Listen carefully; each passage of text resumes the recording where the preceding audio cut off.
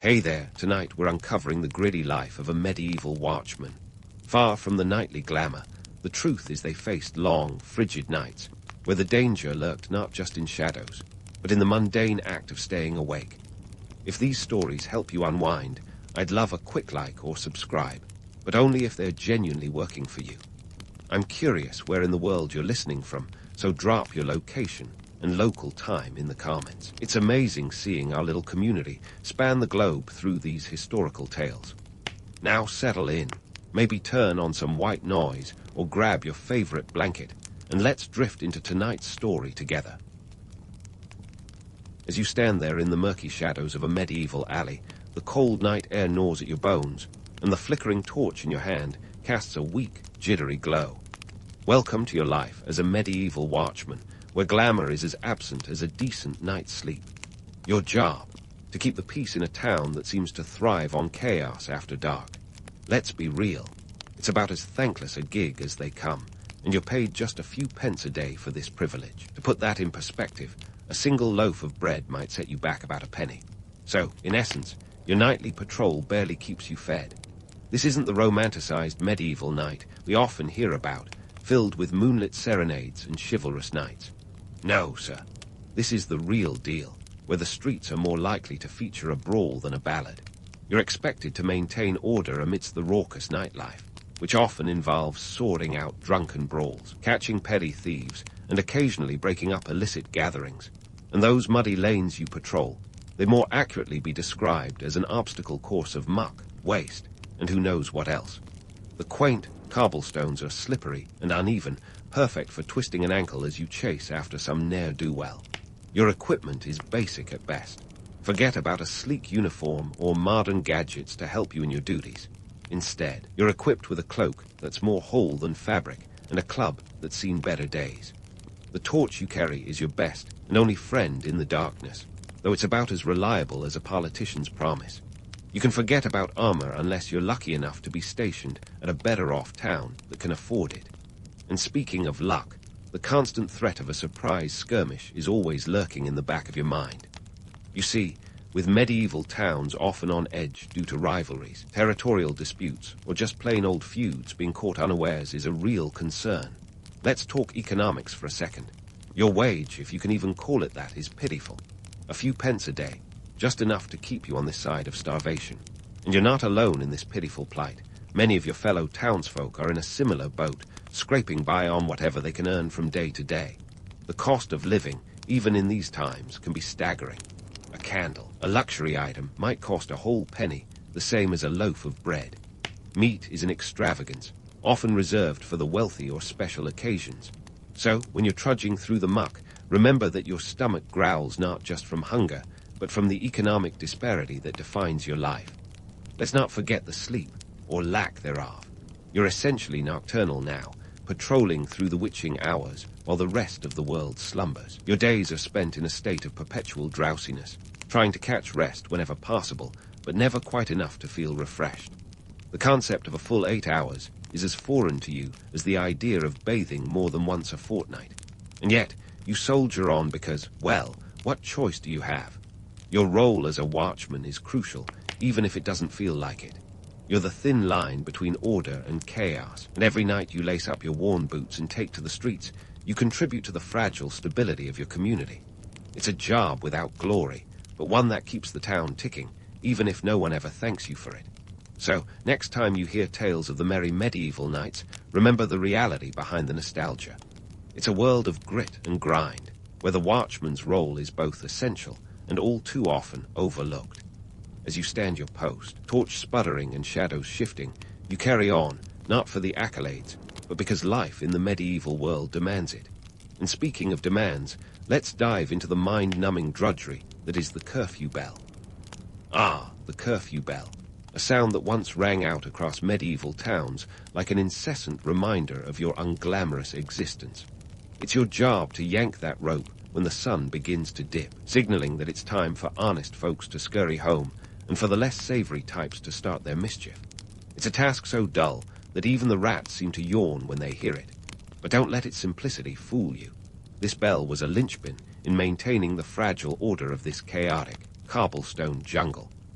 The curfew bell enforced a sort of bedtime for the masses, dictated by local lords who seemed to think that nocturnal shenanigans were best left to the bats. These lords, perched in their drafty castles, were the puppet masters of your nightly routine. Their whims were law, and their regulations as changeable as the English weather. One day, the curfew might be at sunset, the next, only when the stars are out. It all depended on who was in charge and what mood struck them after their evening goblet of wine. It was a delicate dance of politics and power, with you as the reluctant dancer. Navigating these political edicts required the finesse of a diplomat, though your cloak and club didn't exactly scream ambassador. Ever-changing rules meant that you had to be quick on your feet, ready to enforce the law of the land, even if that law seemed to change every fortnight. Local rivalries added another layer of complexity. One lord might want his town quiet by 9, while another thought midnight was more suitable. Caught in the middle, you were the enforcer of these sometimes arbitrary rules, with the authority to drag offenders to the stocks, should they dare defy the almighty curfew. But let's not forget the health perks, by which I mean the complete lack thereof. Imagine standing for hours in the cold, damp air, a setting that could give even the hardiest soul a case of the sniffles. And it wasn't just the common cold you had to worry about. Rickets, a delightful condition caused by a lack of vitamin D, was a frequent companion for those who spent their lives away from the sun.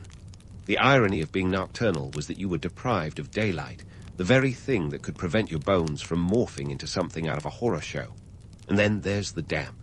Oh, the medieval damp, that ever-present dampness that seeped into your bones, your clothes, and your very soul.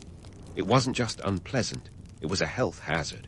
Pneumonia was a constant threat, as was rheumatism, turning your joints into an achy symphony of complaints. The cold and wet were your enemies, but unlike the rowdy tavern-goers you occasionally tussled with, these foes were relentless. Let's add to this charming tableau the array of delightful medieval maladies. You've got scurvy, a pesky little result of not getting enough fruits and veggies. Hard to come by when your diet consists mainly of bread and whatever else you can scrounge. And don't forget about the delightful prospect of lice and fleas, your constant companions in the close quarters of town life. A medieval watchman's existence was a veritable smorgasbord of potential health woes, a testament to the toughness required to survive in this pre-antibiotic world.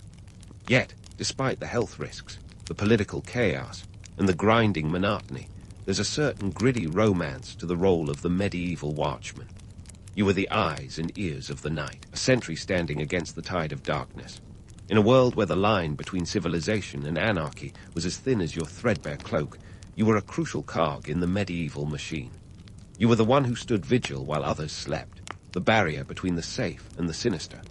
Of course, this isn't the story you tell yourself when you're shivering in the cold, your stomach grumbling louder than your complaints. No, in those moments, you're likely cursing your fate, longing for the warmth of a hearth and the comfort of a full belly. But in the grand tapestry of medieval life, your role as a watchman was essential, a thankless but vital service that kept the wheels of society turning. So, as you next hear the clanging of the curfew bell, think of what it represents, a call to order in a world teetering on the edge of chaos.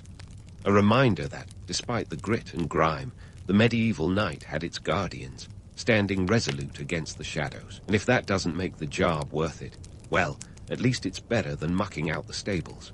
And if that doesn't make the job worth it, well, at least it's better than mucking out the stables.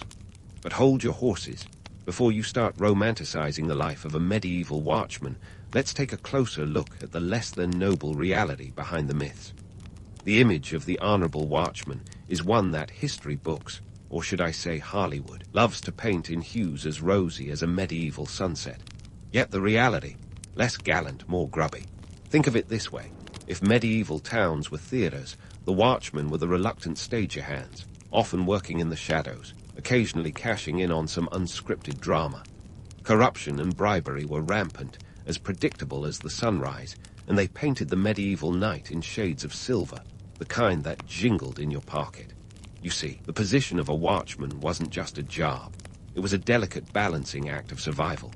When your pay barely covers your daily bread, the temptation to turn a blind eye for a few extra coins is as strong as your desire to avoid the stocks. Historical records, like those cheeky London assize rolls, are littered with tales of watchmen slipping into the pockets of those with a few spare pennies. It's like choosing between a dinner of stale crusts and the promise of a roasted leg of mutton. Not much of a choice, is it? And it wasn't just the occasional bribe that found its way into a watchman's hands. There was an entire economy of favors and under-the-table dealings that kept these guardians of the night in business. Picture this. You, a humble watchman, stumble upon a tavern brawl. Instead of dragging the offenders to the stocks, you accept a small token of appreciation to let the night's revelry continue. The local tavern keeper knows that's a better deal than having his best customers locked up, and you get a little bonus to help keep your own spirits high. Win-win, unless you're the poor soul waking up to a rowdy hangover and an empty purse. But before we cast the watchmen as villains in this medieval morality play, let's consider the context. The social tensions they mediated were as thick as the fog rolling off the Thames. Class struggles simmered beneath the surface, ready to boil over at the slightest provocation. In a society where the wealthy paraded their opulence, often with sumptuary laws dictating who could wear what, the watchmen were the ones caught in the middle. They were tasked with enforcing these laws, ensuring that the lower classes didn't dare imitate their betters by donning forbidden silks or furs. Good luck explaining to a hungry peasant why their rough-spun tunic had to stay so threadbare. Watchmen were also expected to navigate the treacherous waters of local politics, a feat requiring more tact than a court jester at a royal banquet. Rivalries between towns could turn a simple patrol into a diplomatic mission. One lord's decree might clash with another's, and guess who had to play the mediator? That's right, the same underpaid watchman who'd rather be anywhere else. They weren't just peacekeepers.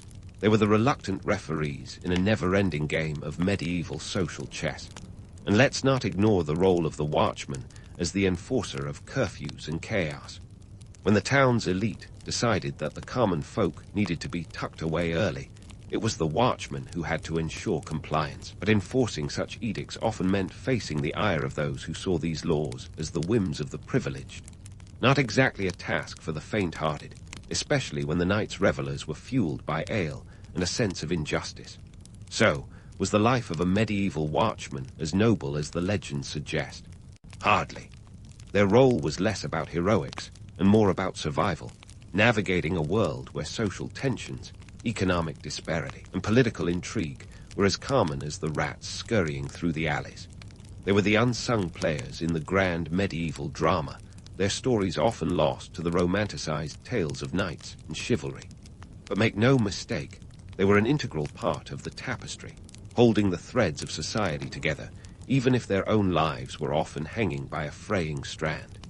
As we delve deeper into the world of the medieval watchman, remember that behind every myth lies a gritty reality.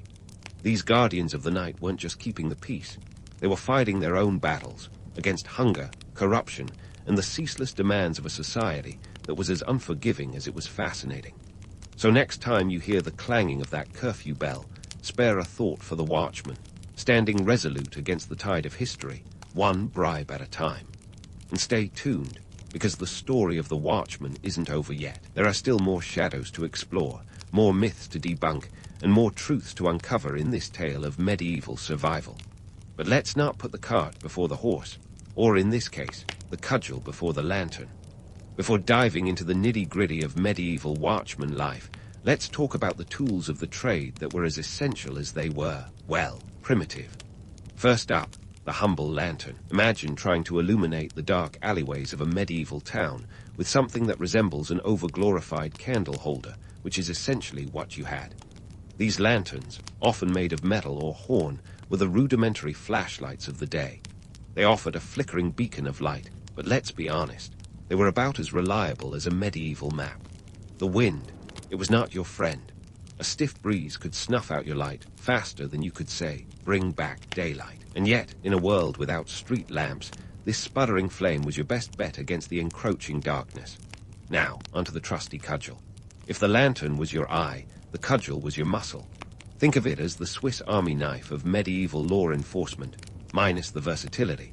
This wooden club was your go-to for breaking up fights, or in desperate times, knocking some sense into a drunken brawler. Crafted from sturdy wood, it wasn't just a tool, It was a statement that said, "I'm here to keep the peace, one lump on the head at a time." However, let's not kid ourselves. In the chaos of a full-scale riot, a cudgel was as effective as a rubber sword at a jousting tournament. And speaking of ineffective, let's talk chainmail, or the lack thereof. While knights paraded in their glistening armor, watchmen were often left sporting the medieval equivalent of a kick-me sign. Chainmail was heavy, expensive, and not exactly conducive to quick getaways. In fact, many watchmen did without it, relying instead on whatever scraps of protection they could scrounge.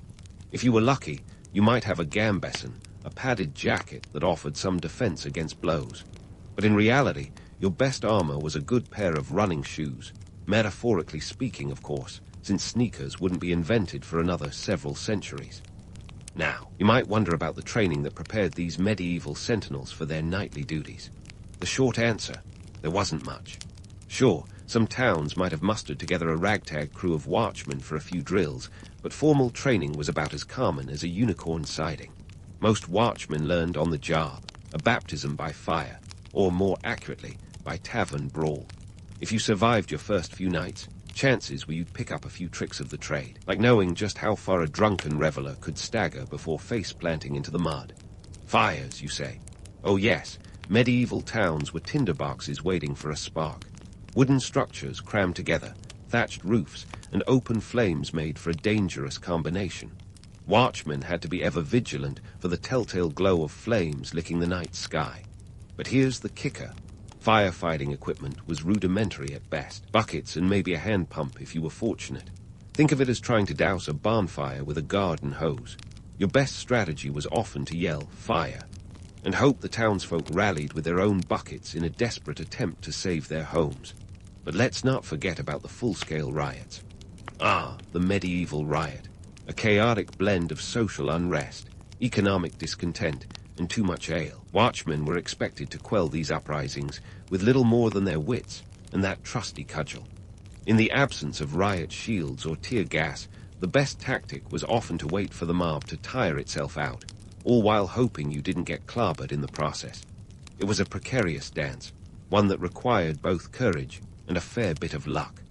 So, how did these guardians of the night manage with such minimal resources and support? The answer lies in the resilience of the human spirit, or perhaps sheer stubbornness.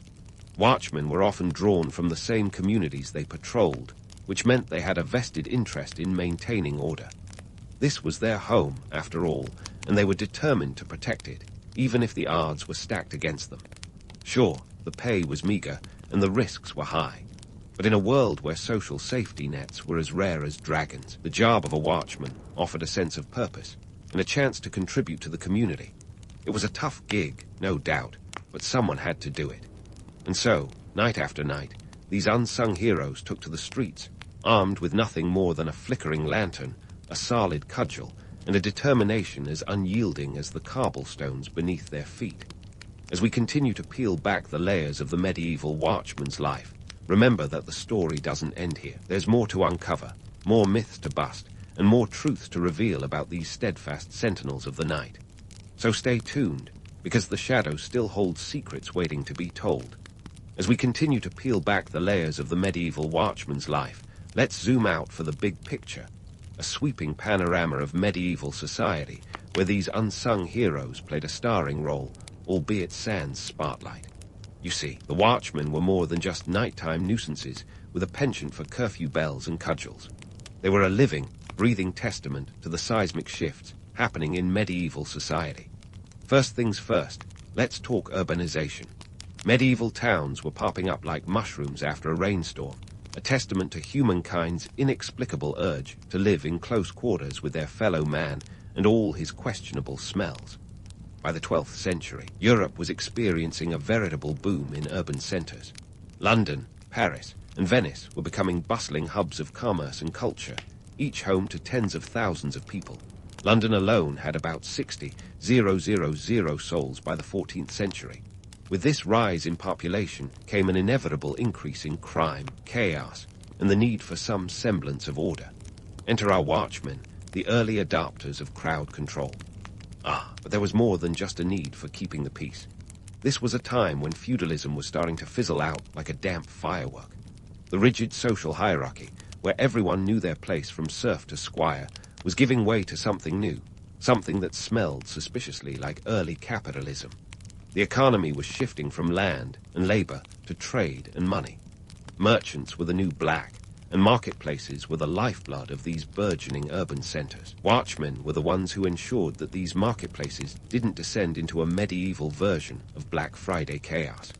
And while the romantic notion of knights in shining armor might make our hearts flutter, let's not forget that the real heartbeat of the medieval economy was the hard currency that jingled in the pockets of traders and merchants. The rise of trade guilds, with their bylaws and regulations, was another sign of the times. These guilds needed protection and enforcement, roles that the watchmen filled with their trusty cudgels and lanterns, ever vigilant against those who might dare upset the market's delicate balance. But what about the legal system, you ask? Well, medieval law was a patchwork quilt of local customs and edicts, stitched together with as much consistency as a cat's path through a garden.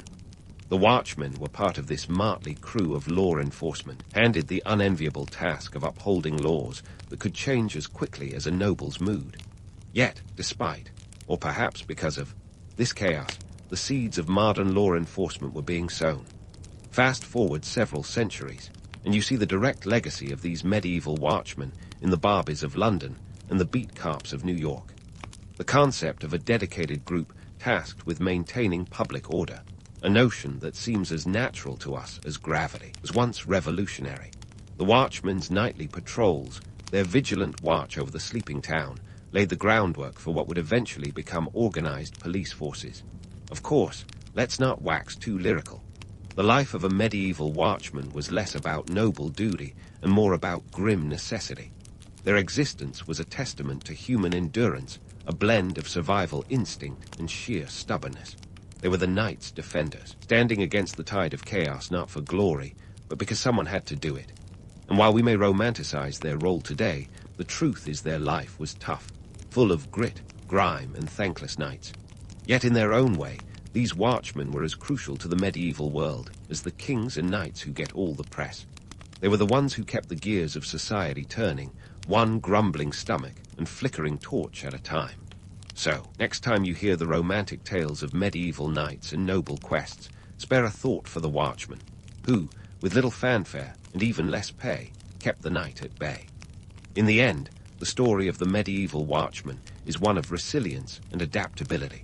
They were the guardians of a world in transition, a world that was feeling its way from the feudal order into something new and uncertain. Their role, though often overlooked, was a vital thread in the tapestry of history, a reminder that the unsung heroes of the past often have the most to teach us. And while their legacy might not shine as brightly as a knight's armor, it endures in every police badge and night patrol, a testament to the enduring need for order in the chaos of human society. The Roman Republic didn't just drop from the sky like some divine gift wrapped in a toga. It crawled out of the chaos of monarchy, dusted itself off, and decided to give governance by committee a whirl. And it all began around 509 BCE, when the Romans said a not-so-fond farewell to their last king, Lucius Tarquinius Superbus. Tarquinius, whose nickname Superbus translates to the proud, was less of a benevolent monarch and more of a tyrant who made King Joffrey look like a sensible ruler. His exit was as dramatic as a Roman tragedy, with all the intrigue, betrayal, and power plays you'd expect from a good political thriller. Now, the Romans love a good story, and the expulsion of Tarquinius is one of their favorites. According to legend, it all kicked off when Lucretia, a noblewoman, was assaulted by Tarquinius' son. Her subsequent suicide, a protest against the dishonor brought upon her and her family, sparked an uprising. It was a classic case of enough is enough, leading the outraged populace to drive out the Tarquins. This story has all the elements of a blockbuster: villainous royalty, noble heroes, and a tragic victim. But while the drama is captivating, the reality was likely messier, a blend of political maneuvering and power struggles, not just a single act of defiance. Once Tarquinius was shown the door, the Romans were left with a monumental question. What now? They didn't want another king, so they improvised, creating something new, a republic. This was no small feat, It was like trying to assemble IKEA furniture without instructions or those little Allen keys. The new government was a mixed bag of ideas, borrowing concepts from their Greek neighbors and their own tribal customs. At the heart of the republic were the consuls, two officials elected annually to lead and prevent any one person from hogging power. It was a bit like having co-CEOs who had to agree on everything, which, as you can imagine, was both brilliant and a recipe for many a spirited debate. The early consuls were like political rock stars, the first of whom were Lucius Junius Brutus and Lucius Tarquinius Collatinus. Yes, Collatinus was a Tarquin, but he was the good kind, or at least the acceptable kind. He didn't last long, though, as the Tarquin name was too much baggage, and he was gently nudged to take an early retirement. Brutus, on the other hand, became a revered symbol of Roman liberty, although, ironically, his descendants would later be infamous for ending another ambitious leader's career with a stabbing in a theater.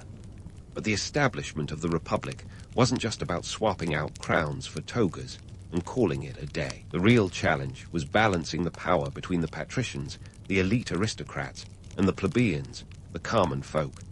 The patricians initially held most of the cards, controlling the Senate and the major offices, while the plebeians were left with little more than a spot in the audience.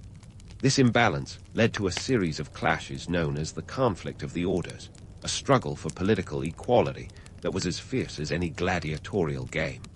The plebeians, tired of the patricians getting the best seats at the table of power, decided to take matters into their own hands.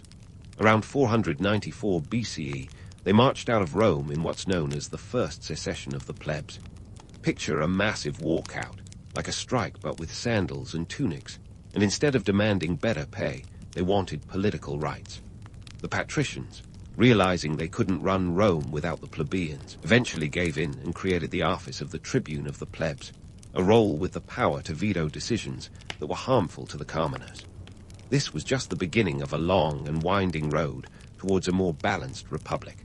The 12 Tables, Rome's first set of laws, were established around 450 BCE, giving everyone a clearer idea of their rights and responsibilities. Not unlike the constitutional handbooks we see today, these laws were inscribed on bronze tablets for all to see, which was both practical and a bit of a flex, like showing off your new set of encyclopedias back in the day. The Romans were inventive in their approach to governance, but their republic was far from perfect. It was a work in progress, continually evolving through a series of reforms, revolts, and compromises. Yet, despite its flaws, the Roman Republic laid the groundwork for modern democracy, making it clear that power should come with checks and balances, not just a shiny crown.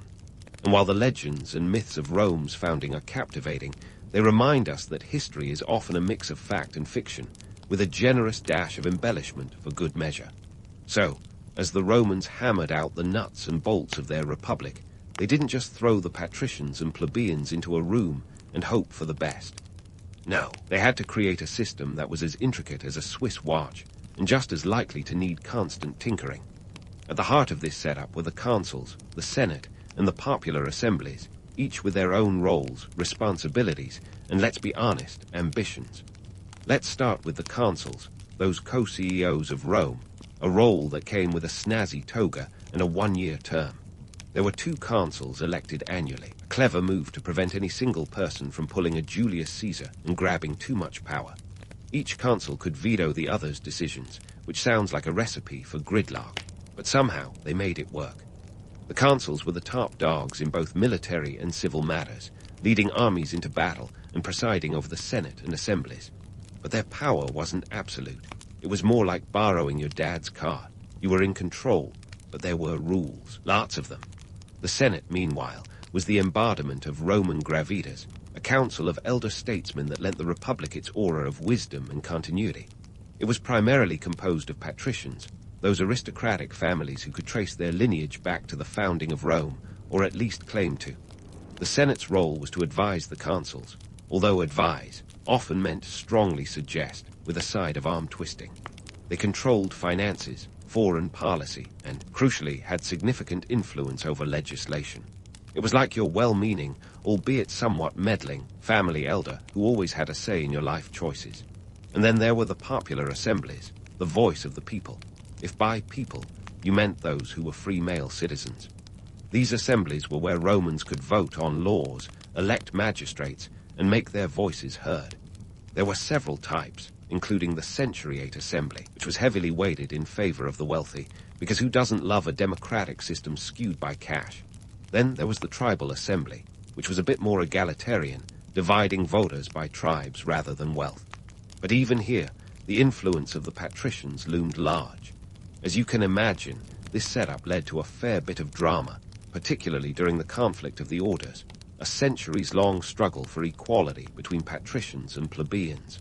The plebeians, who were tired of being treated like second-class citizens in their own city, demanded political reforms that would give them a fair shake. This wasn't just a polite request, it was full-on civil disobedience. The plebeians had seen enough of the patrician playbook and were ready to flip the script. The first secession of the plebs in 494 BCE was a game-changer. The plebeians effectively went on strike, marching out of Rome and setting up camp on the Sacred Mount, refusing to return until their demands were met. It was a bold move, and it worked. The patricians caved, creating the office of the tribune of the plebs, a position with real teeth, capable of vetoing decisions that threatened plebeian rights. The tribunes were sacrosanct. Harming one was a big no-no, and they had the power to stop unjust actions in their tracks.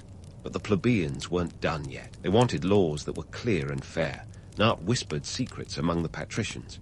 Enter the 12 Tables, Rome's first codified laws, hammered out around 451-450 BCE.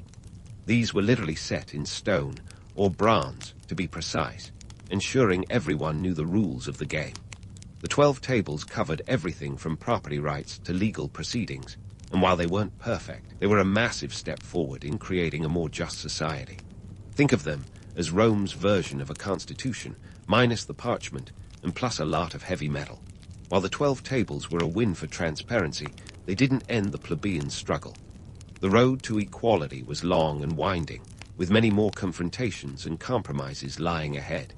Yet, these early reforms laid the groundwork for a republic that, while imperfect, was revolutionary for its time.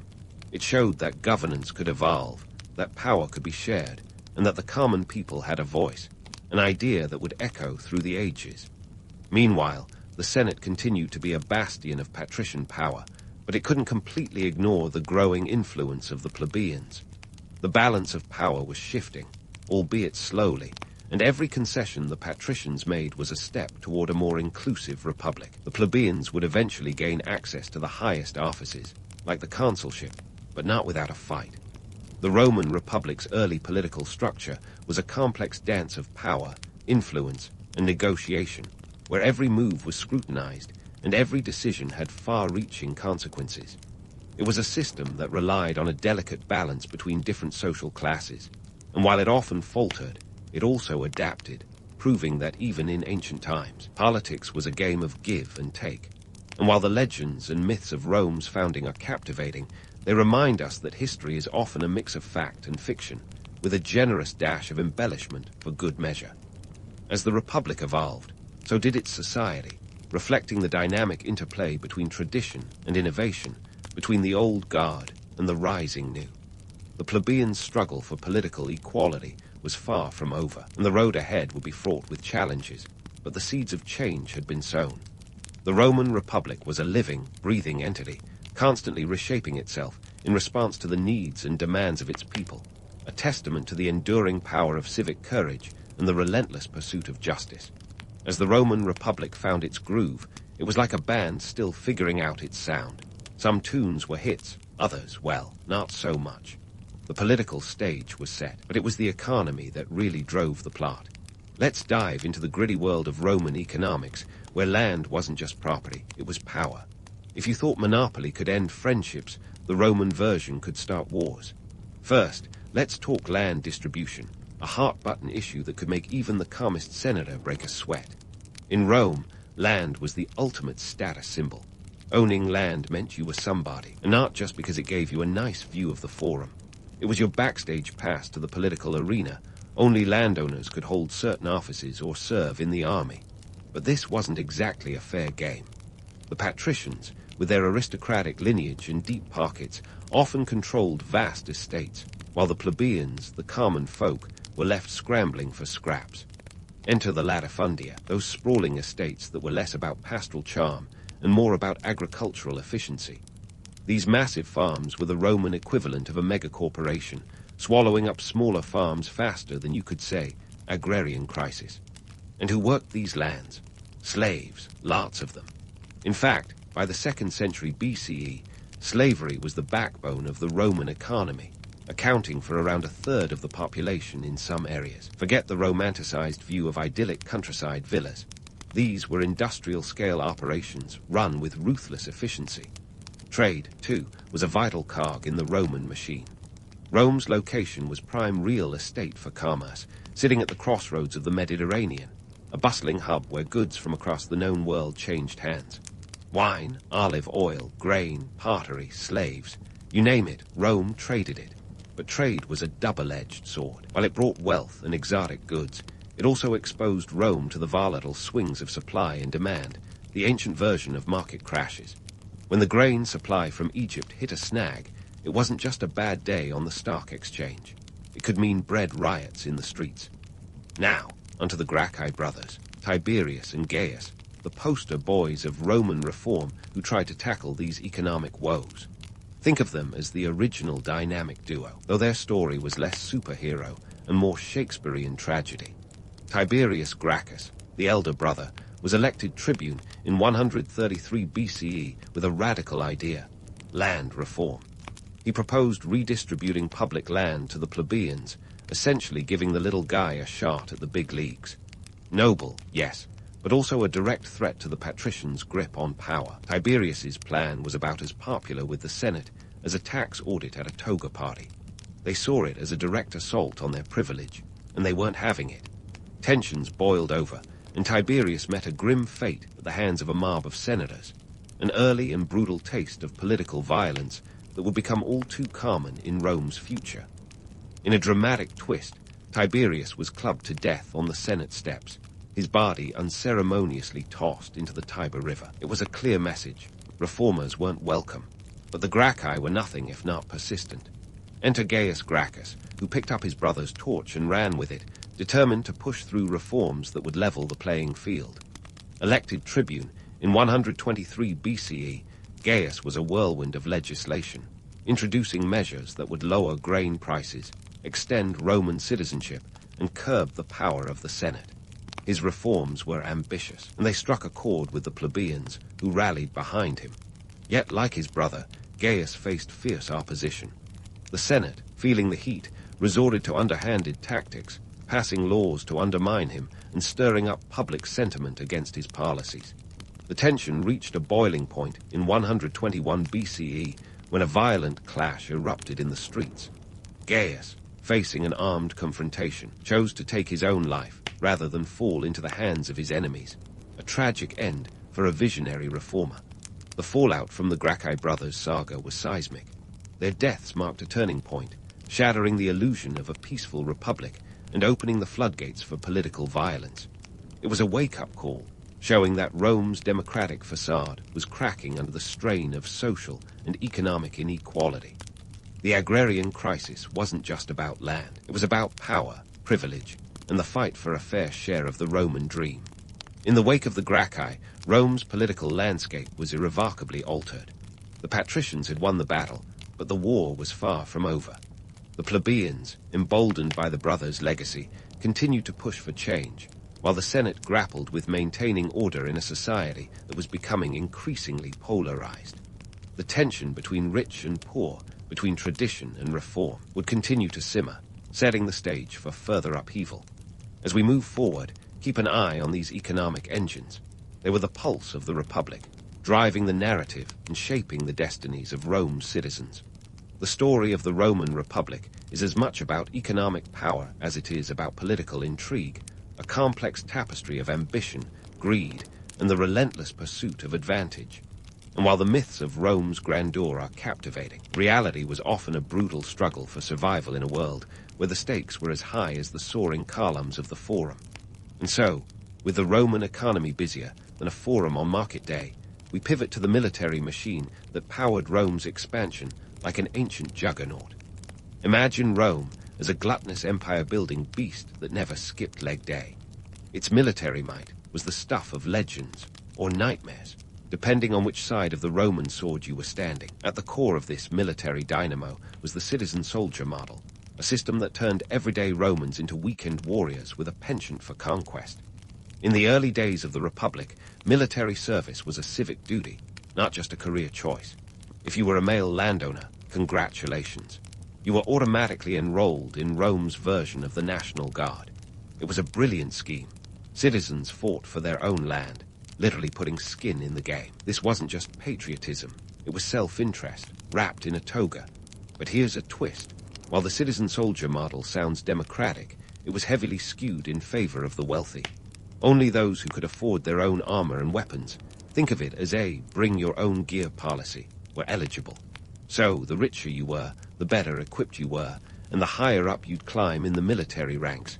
It was a hierarchy built on bronze and iron, where the elite cavalry rode circles around the infantry, both literally and figuratively.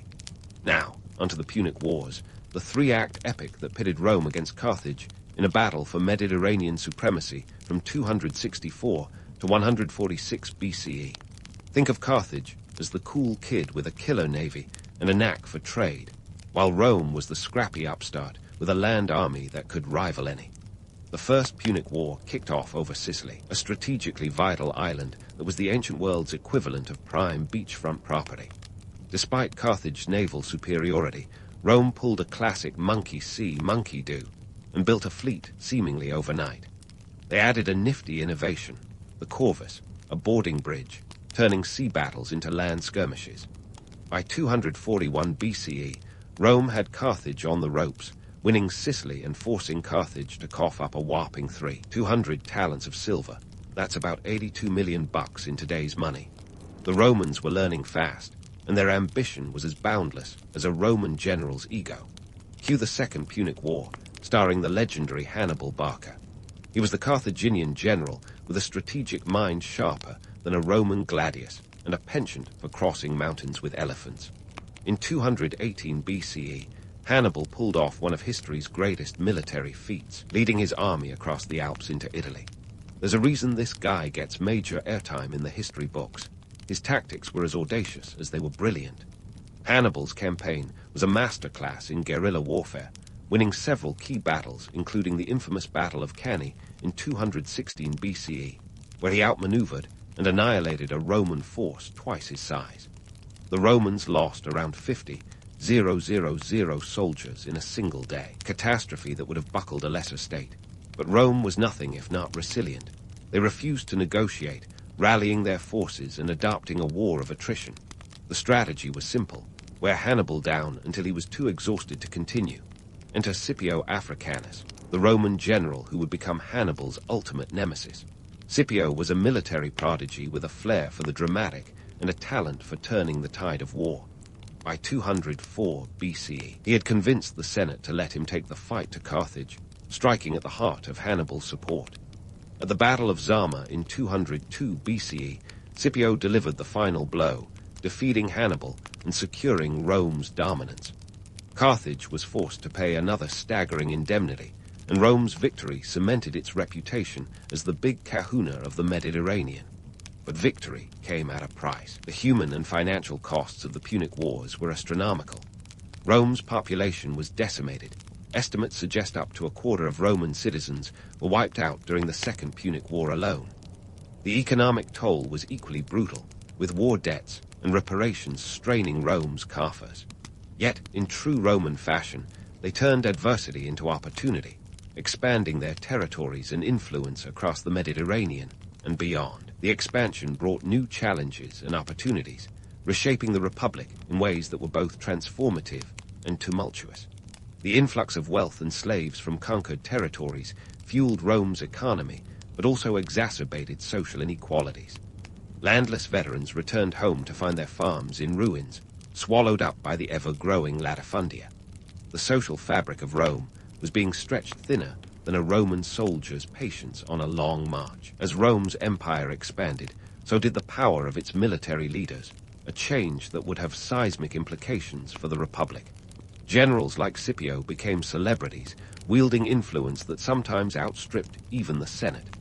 These leaders were more than just soldiers. They were political players, using their military success as a springboard to power. Scipio himself was hailed as a hero, granted the honorary title Africanus for his victory in Africa, a nod to both his triumph and Rome's growing hubris. The rise of military leaders was a double-edged sword. On one hand, they were vital to Rome's expansion, but on the other, their growing power posed a threat to the Republic's delicate balance. The Senate, wary of any one man accumulating too much influence, kept a close eye on these generals, but the seeds of future conflict were already being sown. The stage was set for a clash between the old guard and the ambitious upstarts eager to carve out their own empires. As the Republic's reach extended, so too did the complexities of governance. Managing an empire was no small task, and Rome's political system was increasingly strained by the demands of its ever-expanding borders. It was a classic case of too much too fast, with Rome scrambling to maintain control over its vast territories while keeping an eye on internal tensions simmering beneath the surface. The story of Rome's military might is a tale of ambition and audacity, of generals and gladiators, and of the relentless pursuit of power. It's a saga that highlights both the glory and the gritty reality of empire building, a reminder that history is often written in blood and ambition.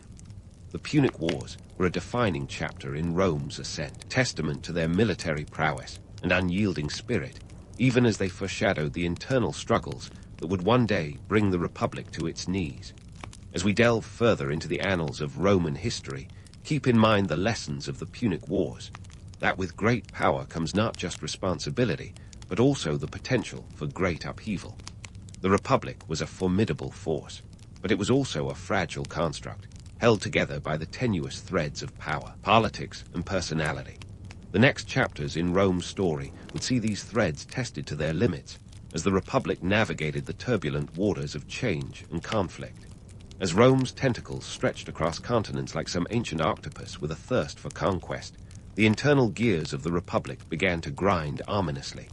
You see, while the Roman machine was busy gobbling up territories, it was also sowing the seeds of its own undoing.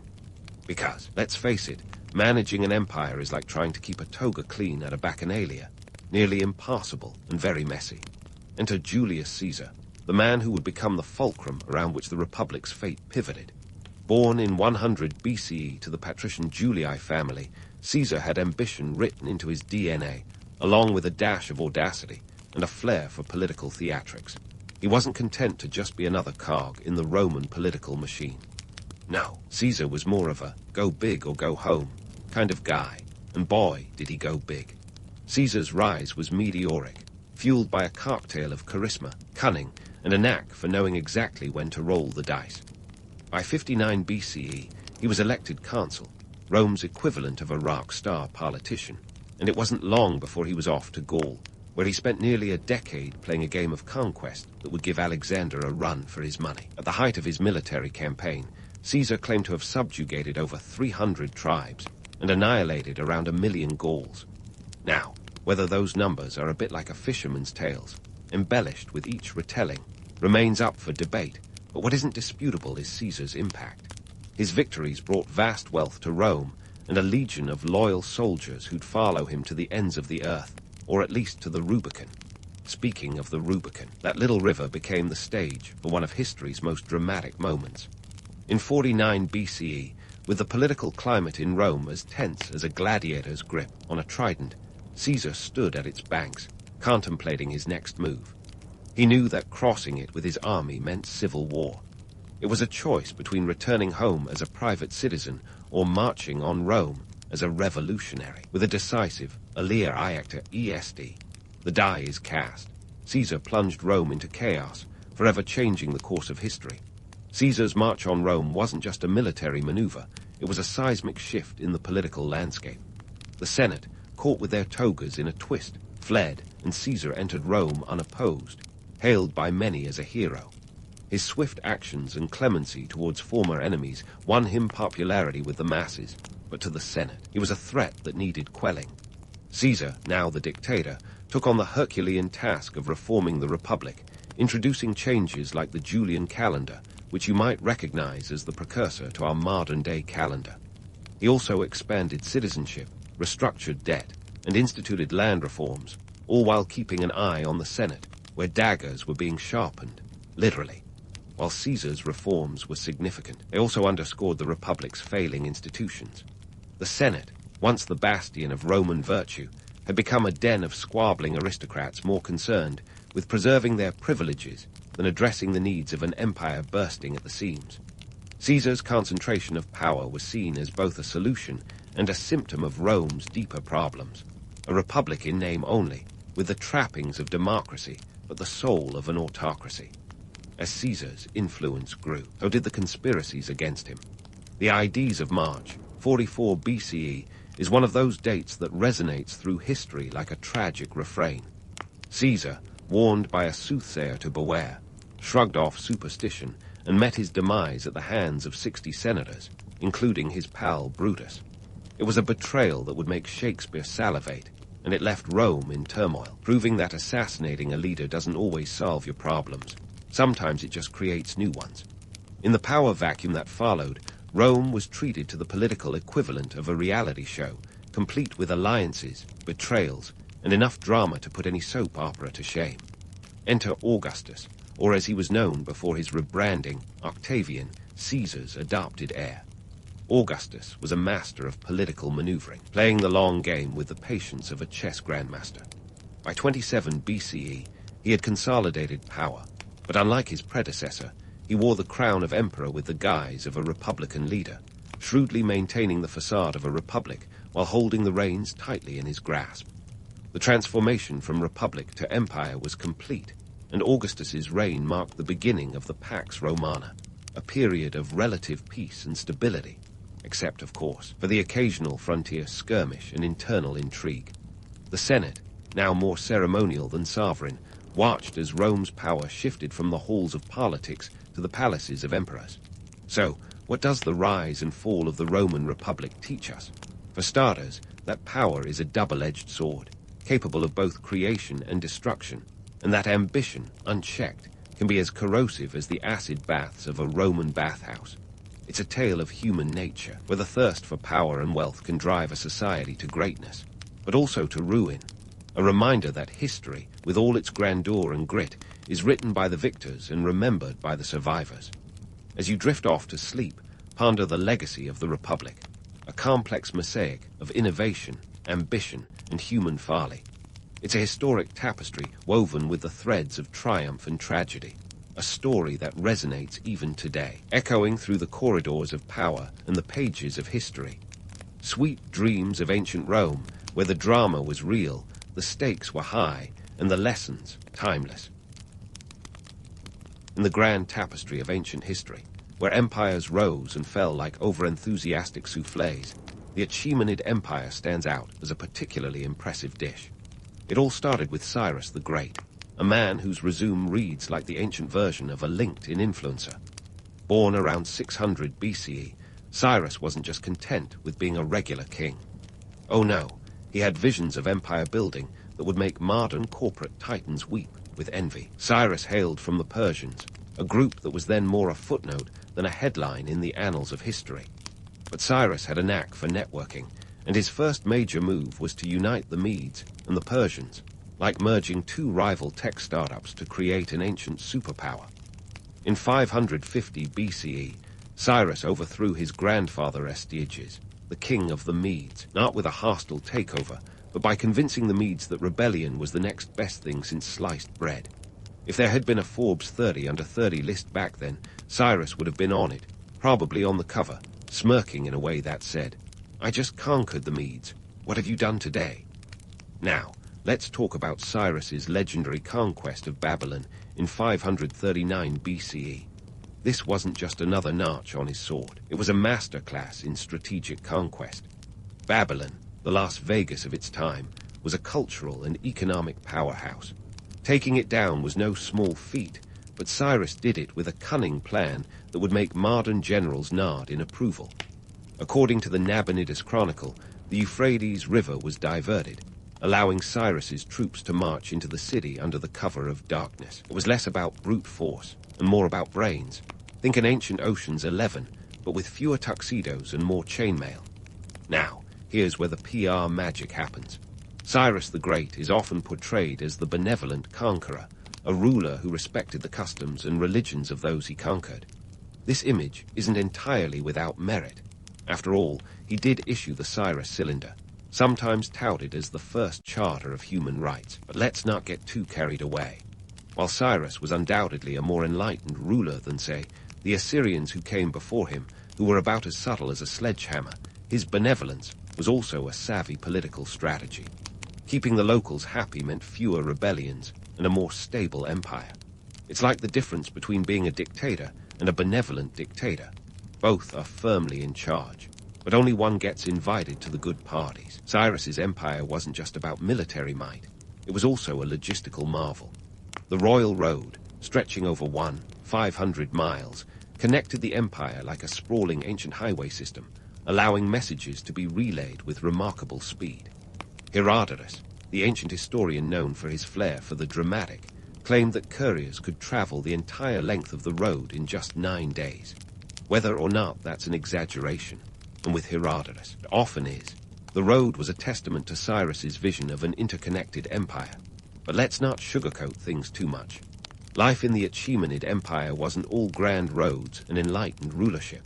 The empire was a vast patchwork of peoples and cultures, each with their own customs and grievances.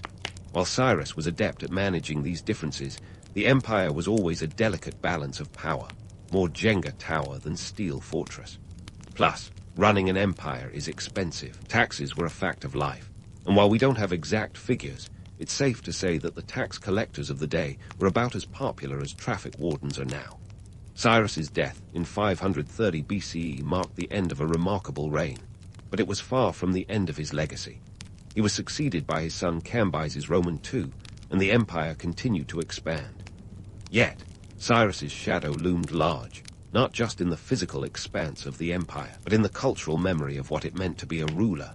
His mix of military genius, political acumen, and a touch of PR flair set a standard that few could match. In the grand scheme of things, Cyrus the Great was more than just a conqueror. He was a brand. His ability to build an empire that was as much about ideas as it was about territory is what makes his story endure. Cyrus didn't just unite peoples. He united narratives, crafting a story of empire that was as much about who they were as where they were. It's a legacy that, much like the Great Wall of China or the Pyramids of Giza, stands the test of time, a testament to human ambition and the ever-enticing allure of power. And so, in the annals of history, Cyrus the Great remains a towering figure, a reminder that sometimes, just sometimes, the good PR is almost as important as the good swordplay. Enter stage left, Darius I, the empire's accountant extraordinaire, ready to turn chaos into a well-oiled machine. If Cyrus had been the visionary startup founder, Darius was the CFO who actually made the numbers work. When he took the throne in 522 BCE, the Achaemenid Empire was sprawling like a college student's laundry pile, and it was about as organized. Darius took one look and said, "We need a system." And thus, the empire was divided into satrapies. Think of them as ancient districts, each governed by a satrap, which is just a fancy word for governor. But don't let the title fool you. These satraps were more than just bureaucratic paper pushers. They were responsible for collecting taxes, maintaining order, and making sure the royal decrees were followed. Basically the middle managers of the ancient world, but with a bit more swordplay. Now, let's talk economy, because Darius knew that a flourishing empire needed more than just military might. It needed cold, hard cash. Enter the Daric, the empire's very own universal currency, a gold coin named after Darius himself. The Daric wasn't just a shiny piece of metal. It was a symbol of economic unity and stability. Before the Daric, trade was a bit like a chaotic swap meet, with everyone using different weights and measures. By standardizing the currency, Darius made it easier for merchants to trade across the vast empire, from the bustling markets of Babylon to the distant shores of the Mediterranean. And for the record, those coins weren't just any old chump change. Each Daric weighed about 4 grams of gold, which in today's terms would set you back a pretty penny, or should I say, a pretty Daric. Of course, no empire can run on gold alone, much as we might wish otherwise. Infrastructure was key, and Darius was all about connectivity. The Royal Road, originally a glimmer in Cyrus's eye, became a fully fledged network under Darius's watchful gaze. Stretching over 500 miles from Sardis to Susa, the Royal Road was the precursor to our modern highways, minus the traffic jams, and with a lot more dust. Herodotus might have exaggerated a bit when he claimed that couriers could make the journey in just 9 days. Realistically, it was closer to 3 months, but the system was impressive nonetheless. It was an ancient express lane for messages, troops, and trade, bridging the empire from end to end. And speaking of messages, let's not forget the Persian postal system, a marvel of efficiency that would make even modern postal services blush. The motto, "Neither snow nor rain nor heat nor gloom of night stays these couriers from the swift completion of their appointed rounds." Sound familiar? Yeah, the Usps cribbed that one straight from the Persians, minus the chariots and the occasional bandit attack. Each station along the Royal Road was equipped with fresh horses and riders, allowing messages to be relayed with the speed of an ancient text message, albeit one that required significantly more horsepower. But let's not get too carried away with romantic notions of unity and efficiency. Darius's reforms weren't just about making life easier for his subjects, they were also about control. By dividing the empire into satrapies and establishing a standardized currency, Darius tightened his grip on the far-flung corners of his realm. It was like installing CCTV cameras in every corner of the ancient world, but with a lot more paperwork. The satraps were loyal to Darius, not just because of their cushy gigs, but because he kept their families as hostages, a little insurance policy to ensure their continued loyalty. It was a system that worked, but it was hardly the benevolent hand of governance that some might imagine. Despite its complexities and occasional harsh realities, Darius's system worked well for decades. The empire thrived, with trade and culture flourishing under the watchful eye of the great king. Yet, it's crucial to remember that this was still an empire, not a utopia. Taxes were high, and dissent was met with the kind of swift, uncompromising justice that would make Judge Judy look like a pushover. But for all its faults, the Achaemenid Empire under Darius was a testament to the power of organization, a reminder that sometimes a little structure goes a long way in turning chaos into order. As we look back on Darius's reign, it's easy to see him as the bureaucrat who made the empire tick. But he was more than just an administrator. He was a visionary in his own right, someone who saw the potential for a united, interconnected empire and made it a reality. In doing so, he laid the foundation for what would become one of the largest empires the world had ever seen, a sprawling testament to human ambition and the ever-present allure of order amidst chaos. And so, as we continue our journey through the annals of the Achaemenid Empire, let's keep in mind that, while Cyrus may have laid the groundwork, it was Darius who built the structure that would endure for centuries, a legacy of order, innovation, and of course, a little bit of good old-fashioned imperial power. As the curtains close on Darius's orderly empire, enter Xerxes' eye, the Achaemenid poster child for biting off more than you can chew. If Darius was the diligent project manager, keeping the empire's wheels greased, Xerxes was the ambitious heir who thought he could juggle a dozen flaming torches while riding a unicycle. Spoiler alert, it didn't go quite as planned. First, let's set the scene. It's the early 5th century BCE, and Xerxes inherits an empire that's the envy of the ancient world, a multicultural mosaic stretching from modern-day Pakistan to the Aegean Sea. Think of the Achaemenid Empire as a grand buffet of cultures. Persians, Medes, Egyptians, Babylonians, all bringing their own flavors to the imperial potluck. Under Xerxes, this cultural stew boiled over with the kind of diversity that would make a modern HR department beam with pride. Despite popular belief, the empire wasn't just a monolithic Persian juggernaut. It was a vibrant, albeit occasionally fractious, coalition of peoples. Xerxes, however, wasn't content with maintaining this delicate balance. No, he had his sights set on Greece, a region that had been a thorn in Persia's side ever since his old man's defeat at Marathon in 490 BCE. If there's one thing the Greeks excelled at, besides philosophy and questionable fashion choices, it was getting under Persia's skin. Xerxes wanted payback, and he wanted it big. Q 480 BCE and the Battle of Salamis, where Xerxes' dreams of conquest met the sharp rocks of Greek cunning and geography. The Persian fleet, a gargantuan force by any standards, was estimated at around 200 ships. It was like trying to navigate a cruise liner through a kiddie pool when they hit the narrow straits. Meanwhile, the Greeks, with a much leaner fleet of about 370 triremes, knew these waters like the back of their olive oil-slicked hands. The Persians were outmaneuvered and outsmarted as the Greeks played a maritime version of dodgeball, pelting Persian ambitions with the reality of naval warfare. Now, let's debunk some myths. Hollywood would have you believe that the Battle of Salamis was a straightforward clash of good versus evil, with plucky Greek underdogs triumphing over the dastardly Persians. In truth, it was more a tale of strategic missteps and environmental miscalculations. Xerxes, perched on his golden throne overlooking the carnage, was less the villainous mastermind and more the guy who brought a spoon to a knife fight. The Greeks didn't just win through grit and heroism. They won because they understood their home turf and capitalized on Persian hubris. But why did Xerxes' campaign fail so spectacularly? Part of it was logistics. Running an empire is like trying to keep 100 plates spinning at once, and even the great royal road couldn't speed up the cumbersome Persian supply lines. The further Xerxes pushed into Greece, the longer those lines stretched, snapping under the weight of their own complexity. It's like trying to order takeout for 1,000 when the delivery guy's stuck in traffic halfway across town. Economically, the campaign was a sinkhole. Wars aren't cheap. Xerxes' Greek expedition drained the Persian treasury faster than you can say trireme.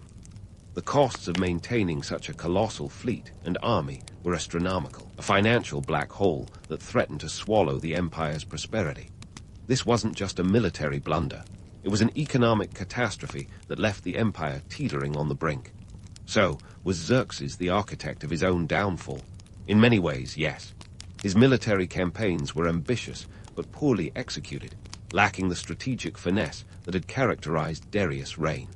Yet, it's too simple to cast Xerxes as the villain in this ancient drama. He inherited a legacy of expansion and felt compelled to continue it, driven by the same imperial ambition that had fueled his predecessors.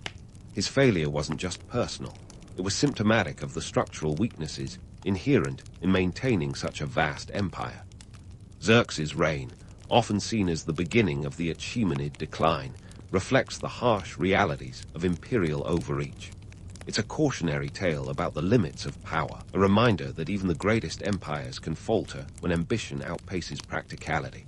In the end, Xerxes' legacy is a mixed bag, part cultural grandeur, part military misadventure. And while he may not be the hero of our story, his reign offers a fascinating glimpse into the complexities of ancient empire building, where the line between triumph and disaster was as thin as a Greek trireme's hull. Stay tuned, because the Achaemenid saga is far from over. As we continue through the annals of history, the empire will face new challenges and new rulers, each adding their own twist to the tale. For now, let Xerxes be a lesson in ambition. Sometimes, the grandest plans crumble under their own weight, leaving us to pick up the pieces and ponder what might have been. As we leave Xerxes grappling with the aftermath of his Greek misadventures, the Achaemenid Empire is starting to feel less like a well-oiled machine and more like a jalopy that's leaking oil faster than you can say, Herodotus. The empire, at its zenith, was an intricate web of cultures, economies, and politics, a delicate balance that needed constant nurturing. And boy, did Xerxes shake that balance like a toddler with a rattle. First, let's talk about the costly attempts to hold onto Greece. Picture this: an empire intent on expanding its influence into Europe, yet continuously stubbing its toe on the rocky coastlines of the Greek city-states. While Xerxes' predecessors had considered Greece a pesky side quest, Xerxes made it the main event, pouring resources into a venture that, in the end, resembled a very expensive game of ancient risk. The failed invasions and subsequent defensive maneuvers were like throwing gold coins into the Aegean Sea, satisfying for a moment, but ultimately futile. The financial strain was palpable. The empire's coffers were being drained faster than a celebrity's bank account during a shopping spree. Maintaining such a massive military presence in hostile territory required not just manpower, but an endless supply of resources: food, weapons, ships, and the ever-important derricks. Remember those shiny gold coins? Under Xerxes, they became more scarce, as if the empire was playing a real-life version of Monopoly and someone was hoarding all the cash. And then there were the succession crises. The joys of ancient monarchy, where every prince is a potential king, and every king has a dozen siblings ready to stab him in the back. Xerxes himself was assassinated in 465 BCE, cut down by a coup that involved his own bodyguard. Talk about workplace drama. His son, Artaxerxes I, took the throne, but not without a little bloodshed to secure his claim. It was like an episode of Game of Thrones, but with more beards and fewer dragons. Artaxerxes I, bless his soul, had his hands full with the empire's internal strife. Satrap revolts were the order of the day, as these regional governors, fancying themselves little kings, started behaving like cats on catnip. The satraps were supposed to be loyal to the king, but as the empire's central authority weakened, they began to see themselves as independent rulers, each with their own ambitions and agendas. It was like herding cats, big, unruly ones with a penchant for rebellion. One notable revolt was led by Megabyzus, a satrap of Syria, in the 440s BCE. Disgruntled with royal decisions, he turned against Artaxerxes, sparking a conflict that could have torn the empire apart. It was resolved with a tenuous peace. Megabyzus was pardoned, but the message was clear. Even the mightiest empire could be shaken by internal discord. Economically, the empire was staggering under the weight of its own grandeur. The royal road, once a symbol of connectivity, now bore witness to the empire's struggles to maintain cohesion. The cost of keeping the road in good repair, complete with its relay stations and couriers, was immense. The once reliable postal system now strained under the burden of delayed messages and increased banditry. It was like trying to run a modern telecommunications network with carrier pigeons and hope. The economic policies that once filled the empire's coffers now seemed inadequate. Taxation was high, and the burden fell heavily on the common people, who were about as thrilled about it as you'd expect. It's no wonder that revolts were bubbling up like a well-shaken soda. The empire was a patchwork quilt of discontent, with each stitch threatening to unravel the whole. And let's not forget the cultural aspects. While the Achaemenids had been adept at assimilating diverse cultures, this melting pot was now more of a boiling cauldron.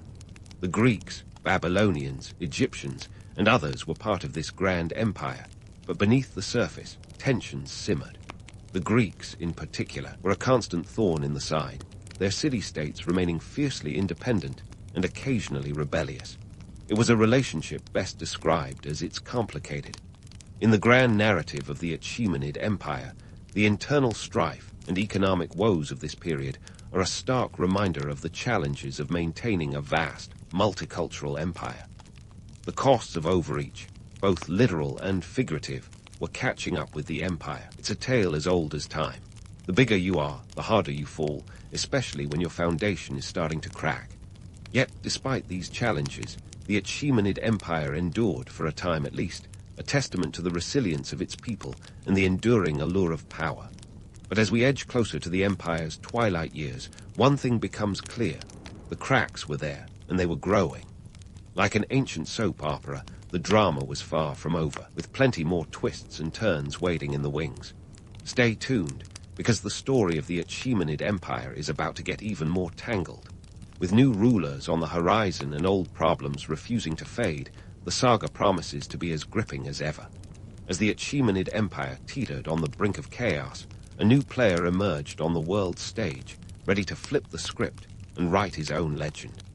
Enter Alexander the Great, the Macedonian wonderkind, with a knack for conquest and a flair for the dramatic. Born in 356 BCE, Alexander was the son of King Philip Roman II of Macedon, a man who had already set the stage for greatness by uniting the fractious Greek city-states under Macedonian rule. But young Alexander wasn't content with just inheriting Daddy's kingdom. He had his eyes set on bigger, shinier prizes, namely, the sprawling Achaemenid Empire. Now, let's set the scene for this epic showdown. By the time Alexander crossed into Asia Minor in 334 BCE, the Achaemenid Empire was like a once mighty lion, still fearsome, but showing signs of exhaustion. The empire had stretched its resources thin with endless wars and internal strife, and its leadership was about as stable as a house of cards in a wind tunnel. Darius Roman III, the current ruler, was trying to hold it all together with a mix of duct tape and sheer willpower. But he was about to meet his match in the form of a 22-year-old with a guard complex. Alexander's invasion kicked off with the Battle of the Granicus River, where he gave the Persians a taste of his brand of warfare. With an army of about 40,000 men, Alexander faced off against a Persian force that was slightly smaller but bolstered by local satraps and Greek mercenaries. A nice little reminder that the Achaemenid Empire was a multicultural mosaic, whether they liked it or not. The battle was a smashing success for Alexander, not least because he personally led a cavalry charge that sent the Persian forces into disarray. It was the kind of gutsy, hands-on leadership that would make modern generals either cheer or cringe, depending on their insurance policies. In the wake of this victory, Alexander didn't just sit around basking in glory. He pushed deeper into the empire like a kid in a candy store. His next big test came at the Battle of Issus in 333 BCE, where he faced Darius Roman III himself. The Persian king came prepared with a massive army, reported to be as large as 100,000 men, though ancient sources tend to exaggerate more than a fisherman's tale. Regardless of the exact numbers, the Persians had the advantage in sheer manpower. But Alexander had something better, tactics, and a disciplined army that moved like a well-oiled machine. At Issus, Alexander again demonstrated why he was the guy with the great in his title. He used the terrain to his advantage, pinning the Persians against the coast and nullifying their numeric superiority. Darius, perhaps overconfident or just plain unlucky, found himself outflanked and outmaneuvered. In a dramatic twist, he abandoned his family and fled, leaving behind not just his dignity, but also a treasure trove of riches, which Alexander promptly added to his growing collection.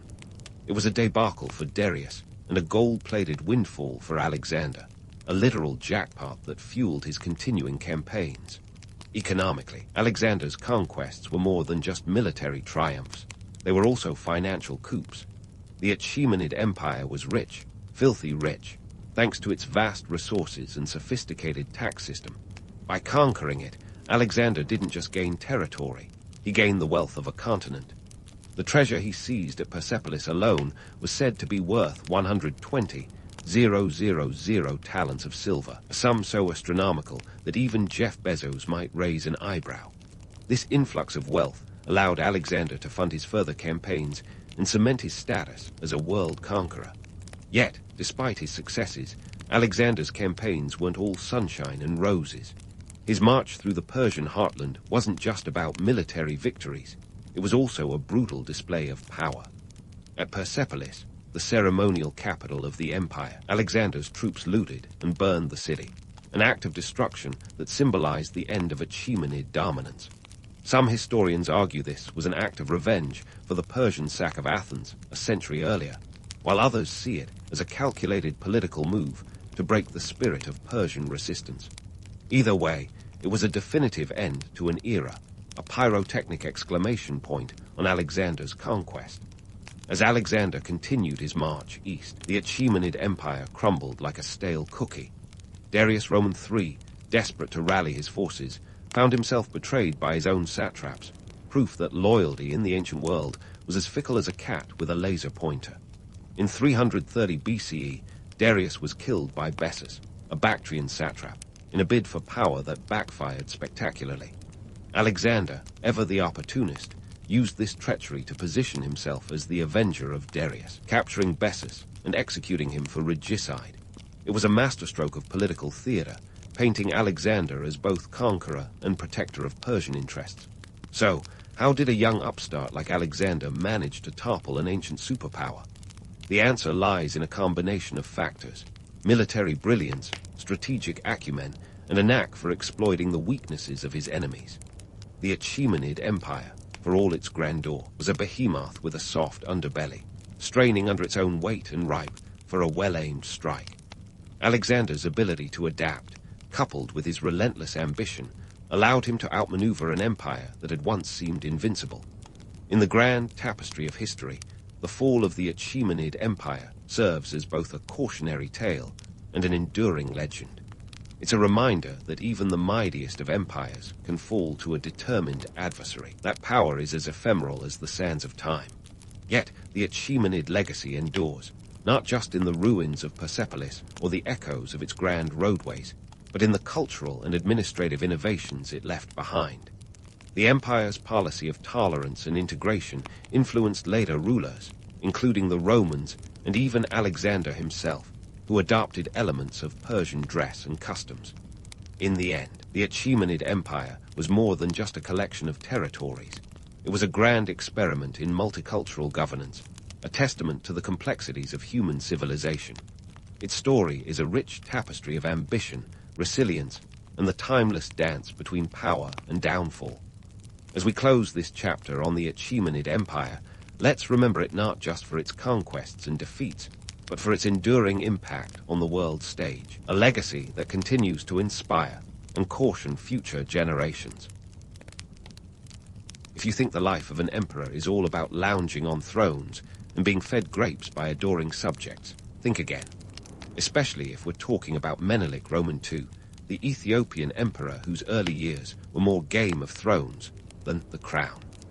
Born in 1844, Sal Meriam, his original name, entered a world where political alliances were as stable as a Jenga tower in a windstorm. Ethiopia at that time was a patchwork of kingdoms, each ruled by its own version of a local big shot, and young Menelik was right in the thick of it. Let's kick off with Menelik's childhood. If you were expecting a golden cradle and a royal nanny, well, think again. He was born in Angalala, a small town near Debaberhan, to King Haile Melekart of Shua and a woman named Ijigayehu. His birthright seemed promising, but then came the plot twist that would make writers of soap operas nod in approval. His dad was defeated and taken prisoner by Emperor Tuadros Roman II. So, instead of being raised in a cushy castle, Menelik spent his formative years in the high-stakes world of royal hostage-taking. Now, you might think being a captive would dampen a young lad's aspirations, but not for our boy Menelik. He was held at the fortress of Magdala, a place that was less summer camp and more high-security lockdown. Yet, even there, Menelik managed to learn the ropes of diplomacy and intrigue, skills that would serve him well, considering that Ethiopian politics was a game of chess played with knives. Here's where Menelik's life takes a page out of an adventure novel. In 1865, he pulled off an escape from Magdala that would make Houdini tip his hat. The details are a bit sketchy. Maybe he bribed a guard, maybe he slipped out during a stormy night. But what's clear is that he managed to flee back to Shua.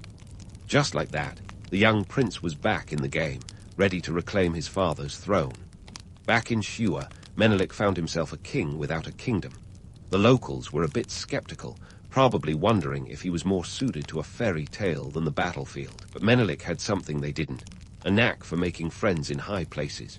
He used his charm and cunning to rally support, establishing himself not just as a king, but as a future emperor. He was like that kid in school who couldn't be pinned down, always a step ahead, always with a new plan. And then there was the matter of alliances. Menelik was a master of the political matchup, marrying for power rather than passion. His first wife, Altash Tuadros, was a link to Emperor Tuadros Roman II.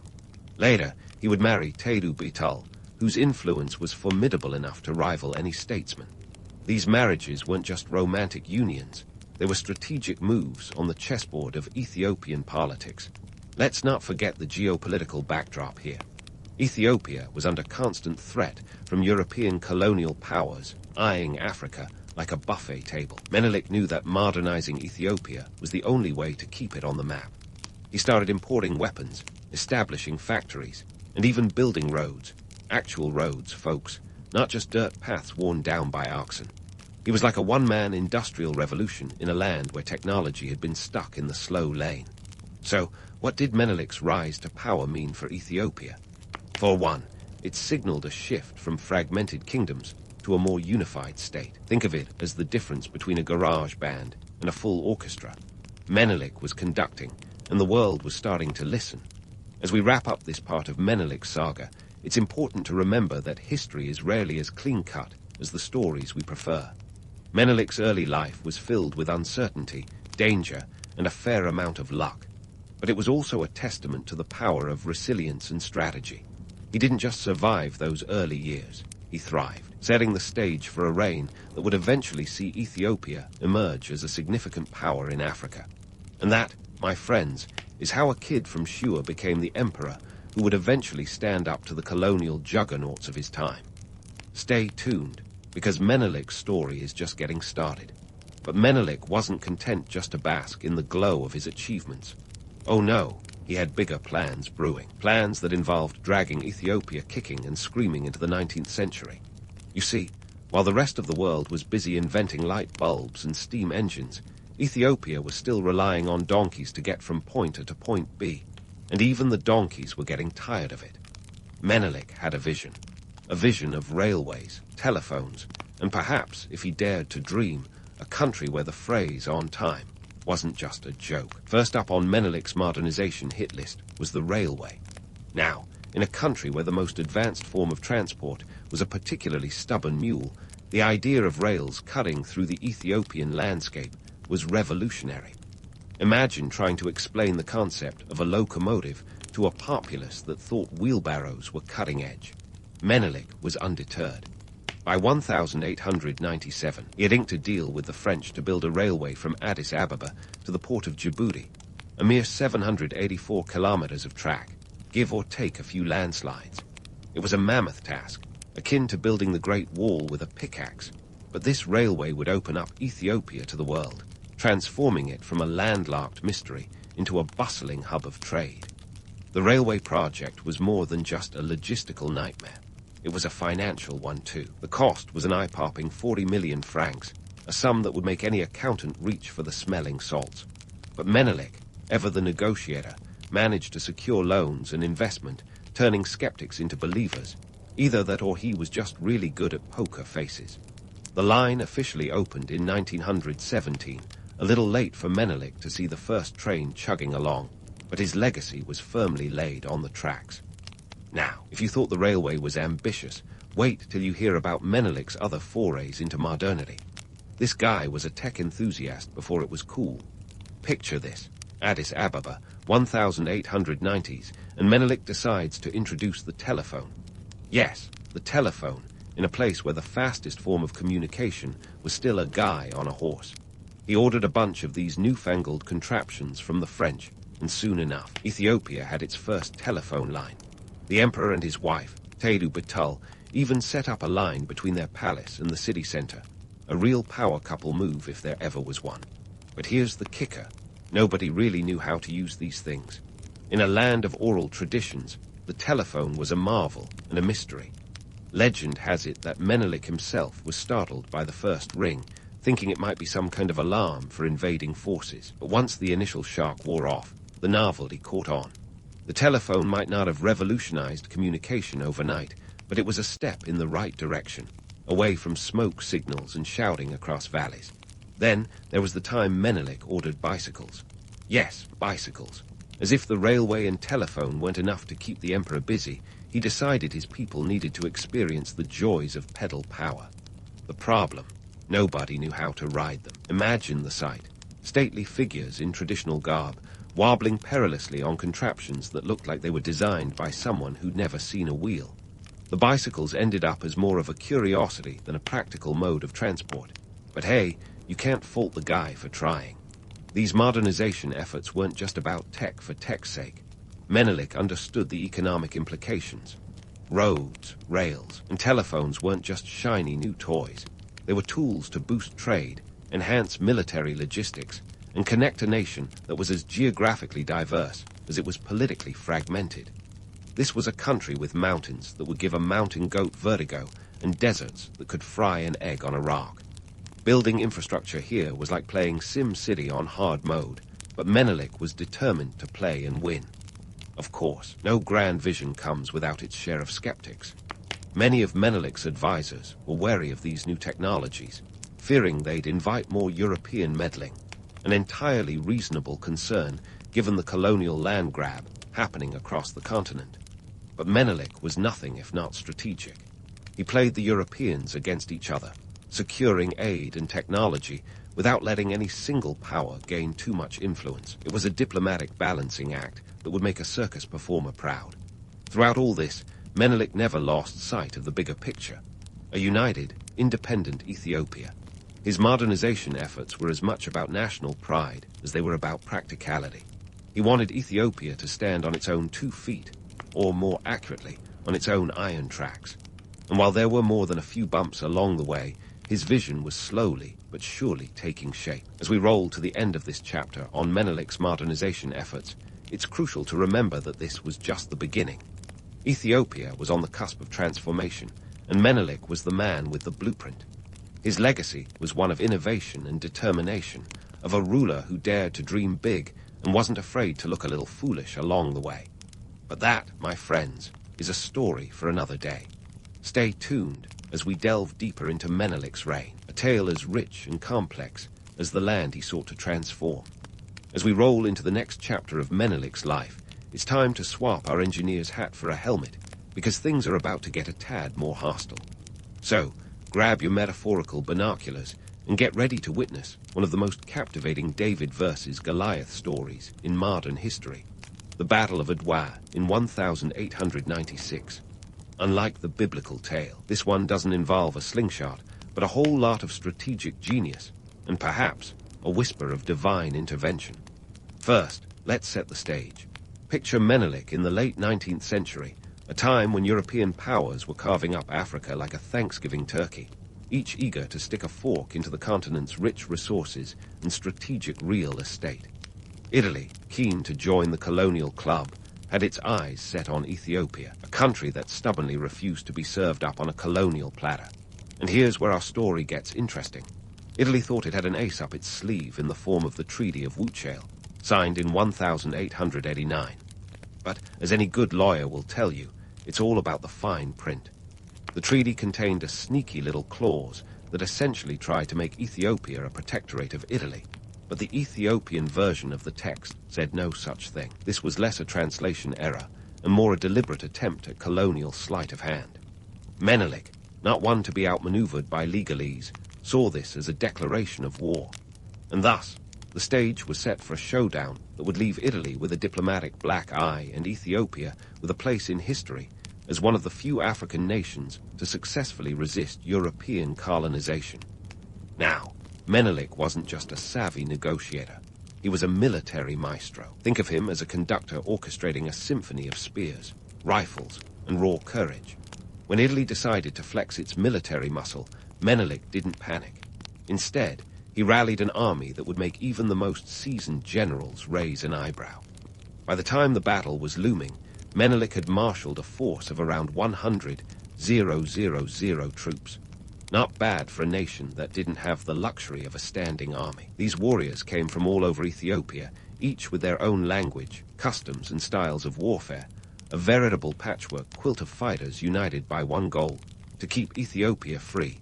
And then there was the matter of logistics. Supplying an army of this size in the Ethiopian highlands was no small feat. But Menelik had a secret weapon, his wife, Empress Tedu Betul. She wasn't just a political ally. She was a force of nature. Tedu took charge of organizing supplies, ensuring that the troops had enough food, water, and ammunition. And let's not forget the crucial role of the local populace, who threw their support behind Menelik, providing everything from food to intelligence. This was a national endeavor, and everyone had skin in the game. The Italians, meanwhile, were confident, perhaps overly so.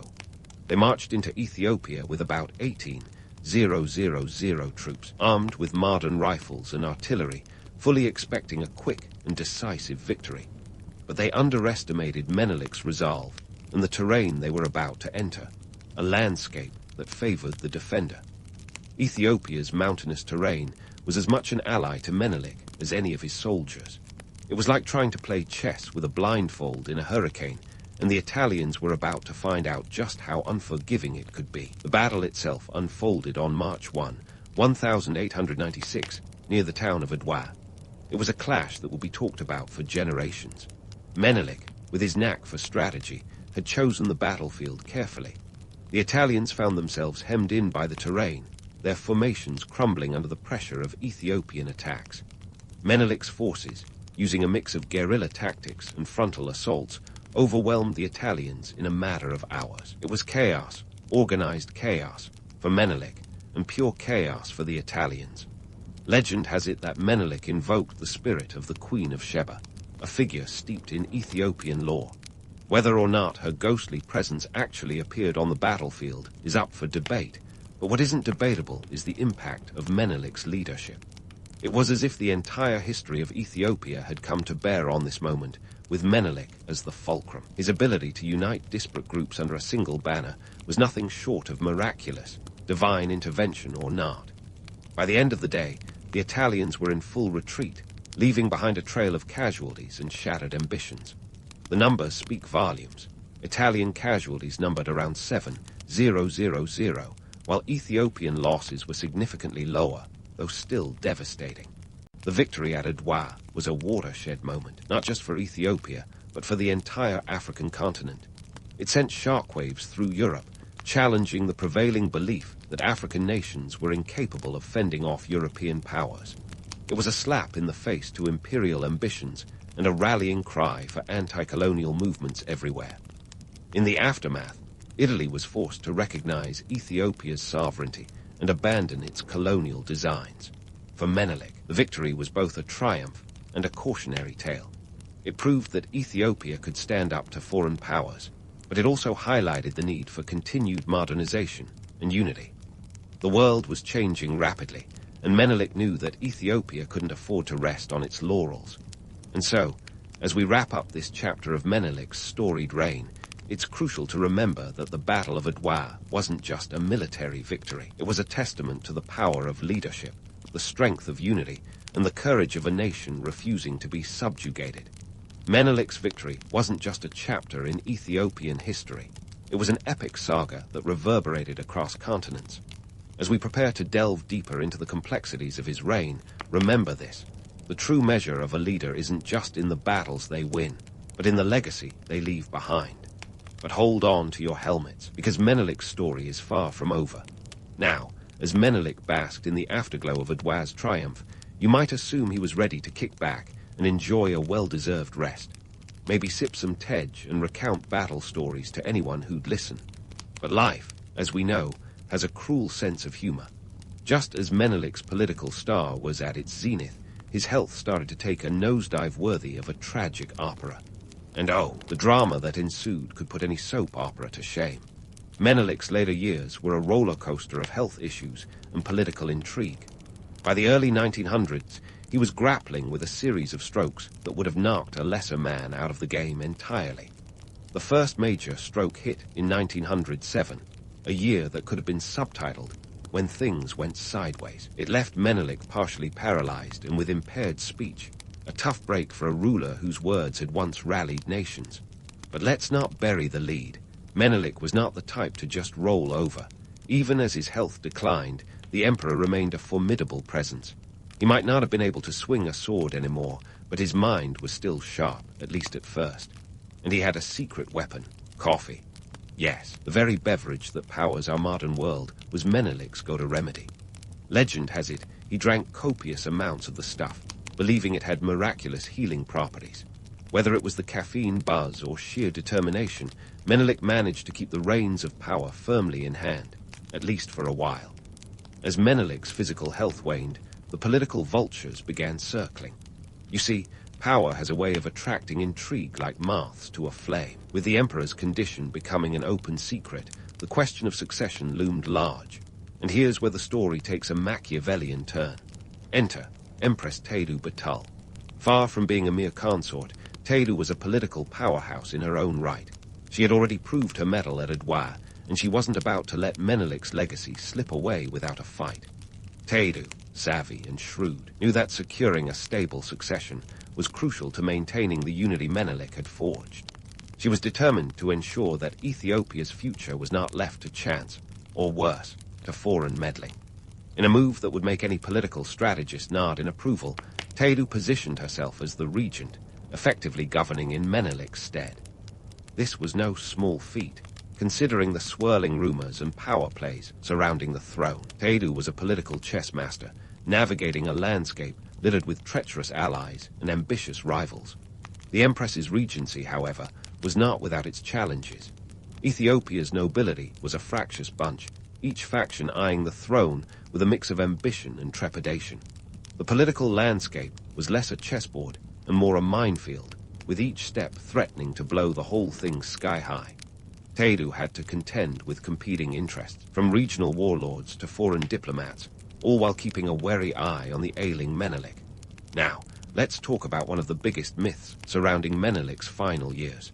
The idea that he was completely incapacitated. While it's true that his health was in decline, Menelik was far from a drooling invalid. He still had moments of clarity and made several key decisions during this period.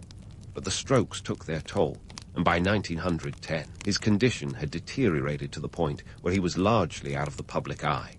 This absence created a power vacuum, and nature abhors a vacuum almost as much as politics does. Cue the entrance of Lij Iyasu, Menelik's grandson, and the designated heir. Iyasu was a young, enigmatic figure with a penchant for unpredictability, a quality that made him as fascinating as he was concerning. His ascension to power was anything but smooth, with factions both supporting and opposing him like a political tug-of-war. Lij Iyasu's rule was marked by controversy and unconventional decisions. He was known for his attempts to modernize Ethiopia further, but his methods often rubbed the conservative factions the wrong way. His flirtation with Islam, in a predominantly Christian nation, only added fuel to the fire. Iyasu's reign was the political equivalent of walking a tightrope over a pit of crocodiles, and it wasn't long before things began to unravel. Meanwhile, Menelik's health continued to decline, and the once mighty emperor became a shadow of his former self. He passed away in 1913, leaving behind a legacy that was as complex as it was monumental. His death marked the end of an era, but it also opened the door to new challenges for Ethiopia. Despite the turbulence of his final years, Menelik's impact on Ethiopia and Africa remained indelible. His leadership at Adwa had secured Ethiopia's place as an independent nation, and his modernization efforts laid the groundwork for future development. But his story serves as a reminder of the fragility of power and the unpredictable nature of history. As we prepare to explore the aftermath of Menelik's reign, remember this: the true test of leadership isn't just what you accomplish in your lifetime, but the legacy you leave behind. Menelik's later years may have been fraught with challenges, but they were also a testament to his resilience and determination, a fitting end for a ruler who defied the odds and changed the course of history. So, what's next for Ethiopia in the wake of Menelik's passing? Stay tuned, because the story of this remarkable nation is far from over. The political intrigue, the power struggles, and the quest for modernization continue, with new players stepping onto the stage. But that, my friends, is a tale for another time.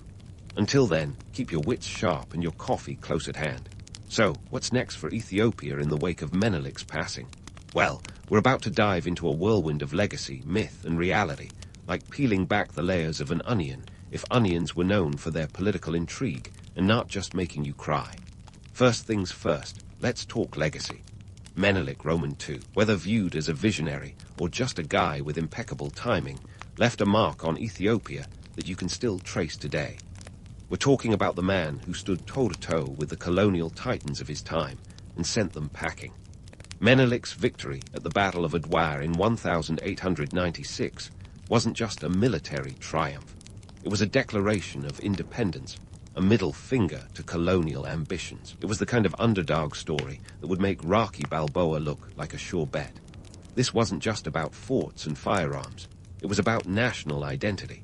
Ethiopia became a beacon for African resistance, inspiring leaders and movements across the continent to say, hey, if Menelik can do it, why can't we? But let's not get too starry-eyed.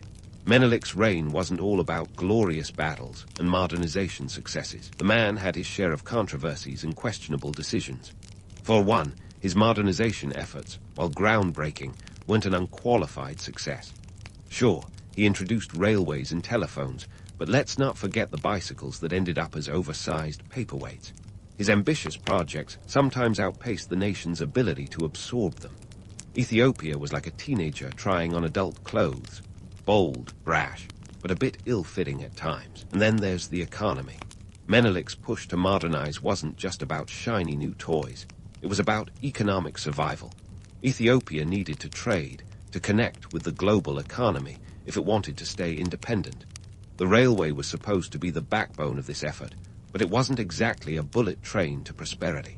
The cost of building and maintaining these infrastructures was astronomical, like trying to finance a space program with a piggy bank.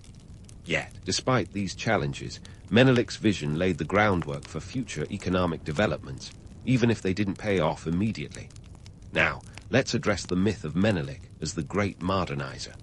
Sure, he had his moments of brilliance, but he also had a knack for capitalizing on opportunities that came his way. Luck played a role.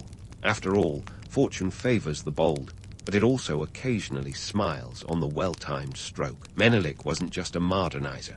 He was a pragmatist, a political survivor who knew when to hold M and when to fold M.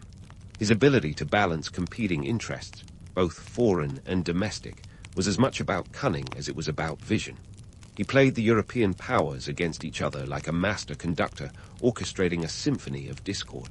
But while we're busting myths, let's not forget the man behind the legend. Menelik was far from a perfect ruler. His consolidation of power involved some heavy-handed tactics, including military campaigns that could be described as less than gentle.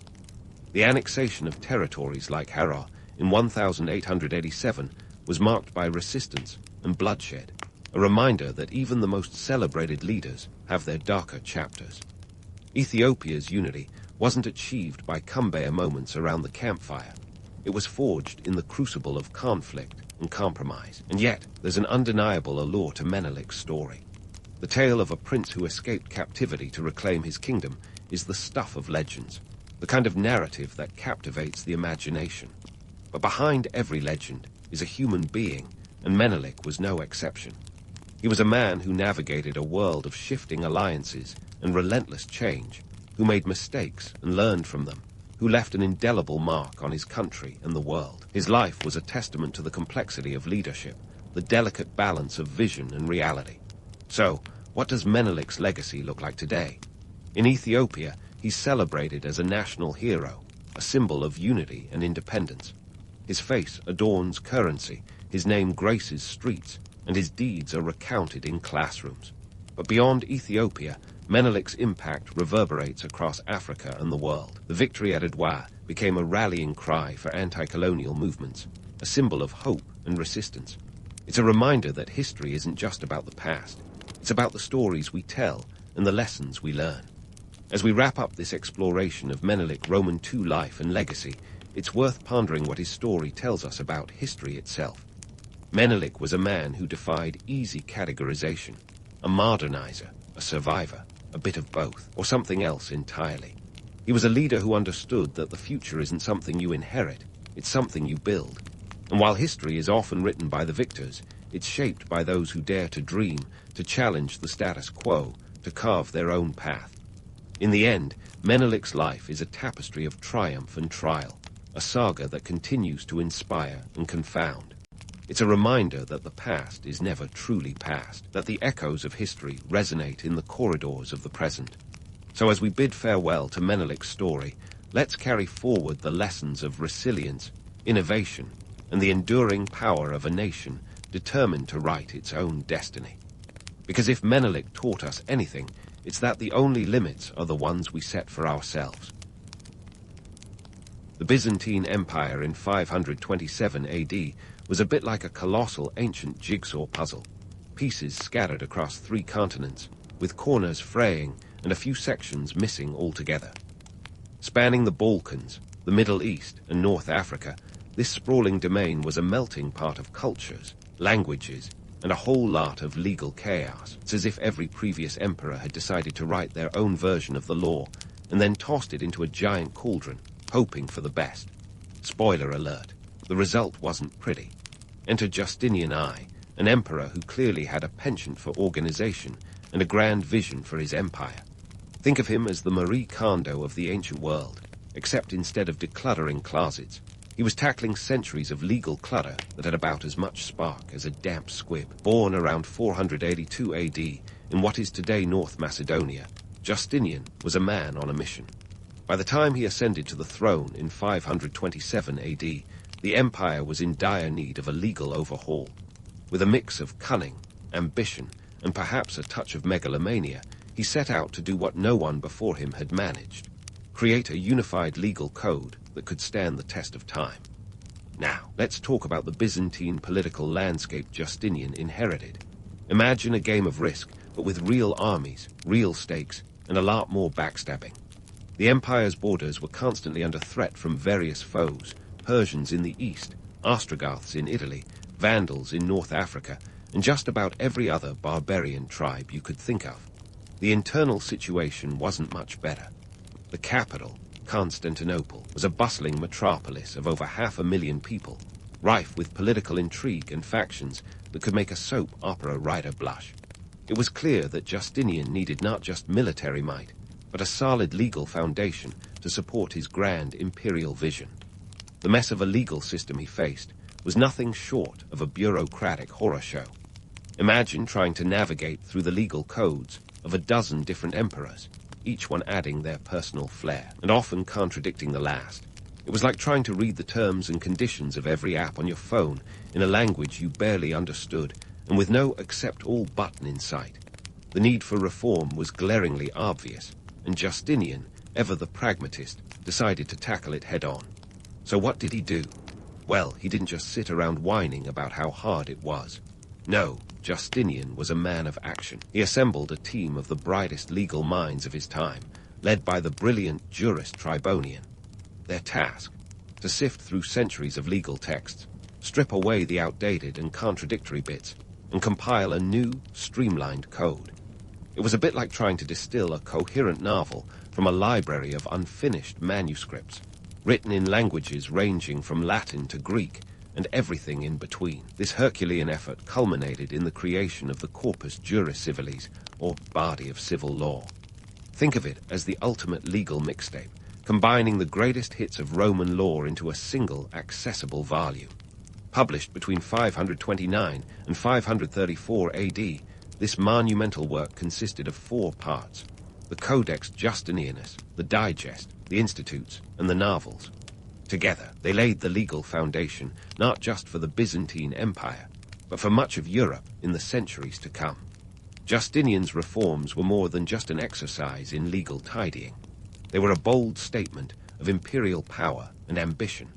By standardizing the law across his vast empire, Justinian was asserting control over all his subjects, from the senators in Constantinople to the peasants in the far-flung provinces. It was a unifying force in a fractured world, a way to bring order to chaos, and a testament to Justinian's vision of a resurgent Roman Empire. But let's not get too misty-eyed about it. The reality of implementing these reforms was anything but smooth sailing.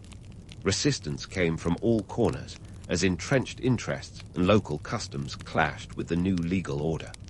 Plus, let's not forget the sheer cost of this endeavor. Revising and implementing a legal code wasn't cheap, even by ancient standards. It was a monumental task that required not just brains and brawn, but a treasure chest full of Byzantine coins. In the end, though, Justinian's legal reforms were a game changer. They didn't just tidy up the legal system, they redefined it, setting a standard for future generations. So next time you find yourself grumbling over a legal document, spare a thought for Justinian and his team of ancient lawyers. They may have been dealing with scrolls and papyrus rather than PDFs and printouts, but their legacy is still very much alive in the legal systems of today. And speaking of Justinian and his ancient team of legal wizards, let's delve into the Herculean task they faced, which was akin to untangling a spaghetti bowl of Roman laws. The Corpus Juris Civilis wasn't just a legal code, it was a legal revolution. Let's start with the Codex Justinianus, the first part of this legal magnum opus. Published in 529 AD, it was essentially a legal spring-cleaning session, sweeping away the cobwebs of outdated laws and making room for the new, shiny edicts. This code consolidated a whopping 652 laws. Yes, you heard that right. 652 individual laws that had been floating around since the Roman Republic, each with its own unique quirks and contradictions. Now, picture poor Tribonian, Justinian's chief legal eagle, and his team of legal scholars, who must have resembled a group of sleep-deprived librarians on a caffeine bender. Their mission, to sift through mountains of legal papyrus and scrolls, some of which dated back to a time before Julius Caesar was more than just a salad dressing. Imagine the charm of ancient Roman footnotes and legal jargon, where even the footnotes had footnotes. It was a bureaucratic nightmare, and not exactly a job for the faint-hearted or those allergic to dust. Then there was the digest, or pandex, if you're feeling fancy. This was the second part of the Corpus Juris Civilis, a 533 AD publication that was, quite frankly, the mother of all legal anthologies. It was an attempt to distill the essence of Roman jurisprudence, a greatest hits album of legal opinions from the past. Out of around 2,000 books by various jurists, Tribonian's team managed to compile 50 volumes of legal wisdom. This was the creme de la creme of Roman legal thought, selected by a team with as much discretion as a judge on a talent show. But wait, there's more. Next up, we have the Institutes, the third part of this legal triad, also published in 533 AD. Think of it as the legal Cliff Notes, a textbook for first-year law students of the Byzantine Empire. It was designed to teach budding legal minds the ropes, a user-friendly guide to the labyrinthine world of Roman law. This was Justinian's way of ensuring that the next generation of legal eagles wouldn't get lost in the thicket of legalese, a kind of legal system for dummies, if you will. Finally, there were the Narvali, or novels, not the kind you read on a lazy Sunday, but rather new laws enacted after 534 AD. These were issued in Greek, the everyday language of the Byzantine Empire, unlike the rest of the corpus, which was in Latin. The Narvali were Justinian's legal updates, keeping the empire's laws as fresh as the bread at your local bakery. It was an ongoing process, because, as we all know, legal systems have a nasty habit of never staying static. Now, let's take a moment to appreciate the sheer absurdity of the task at hand. The team had to navigate through centuries of legal evolution, from the 12 tables of the Roman Republic to the constitutions of the late empire. Each law was like a piece of ancient Roman graffiti, a reflection of the time it was written, with its own cultural and political context. It was a testament to the enduring nature of human bureaucracy, an eternal struggle against the chaos of contradictory edicts and decrees. And let's not overlook the economic angle here. This was a project that required serious financial backing. Maintaining a team of legal scholars and scribes, paying for materials, and ensuring the widespread dissemination of the new code across the empire was no cheap feat. It was a logistical and financial challenge that would make even the most seasoned project manager break into a sweat. But Justinian, ever the visionary, saw this as a necessary investment to stabilize and unify his empire, a way to consolidate power and ensure his legacy. The creation of the Corpus Juris Civilis was more than just an administrative exercise. It was a political move of Machiavellian proportions. By standardizing the laws, Justinian was not only asserting imperial authority, but also attempting to knit together a patchwork empire. It was as much about control as it was about order, a reminder that while the law might be blind, Justinian certainly wasn't.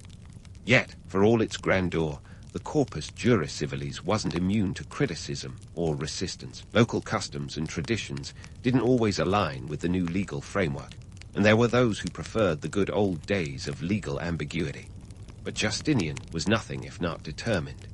His reforms, although met with some grumbling, ultimately laid the groundwork for modern legal systems.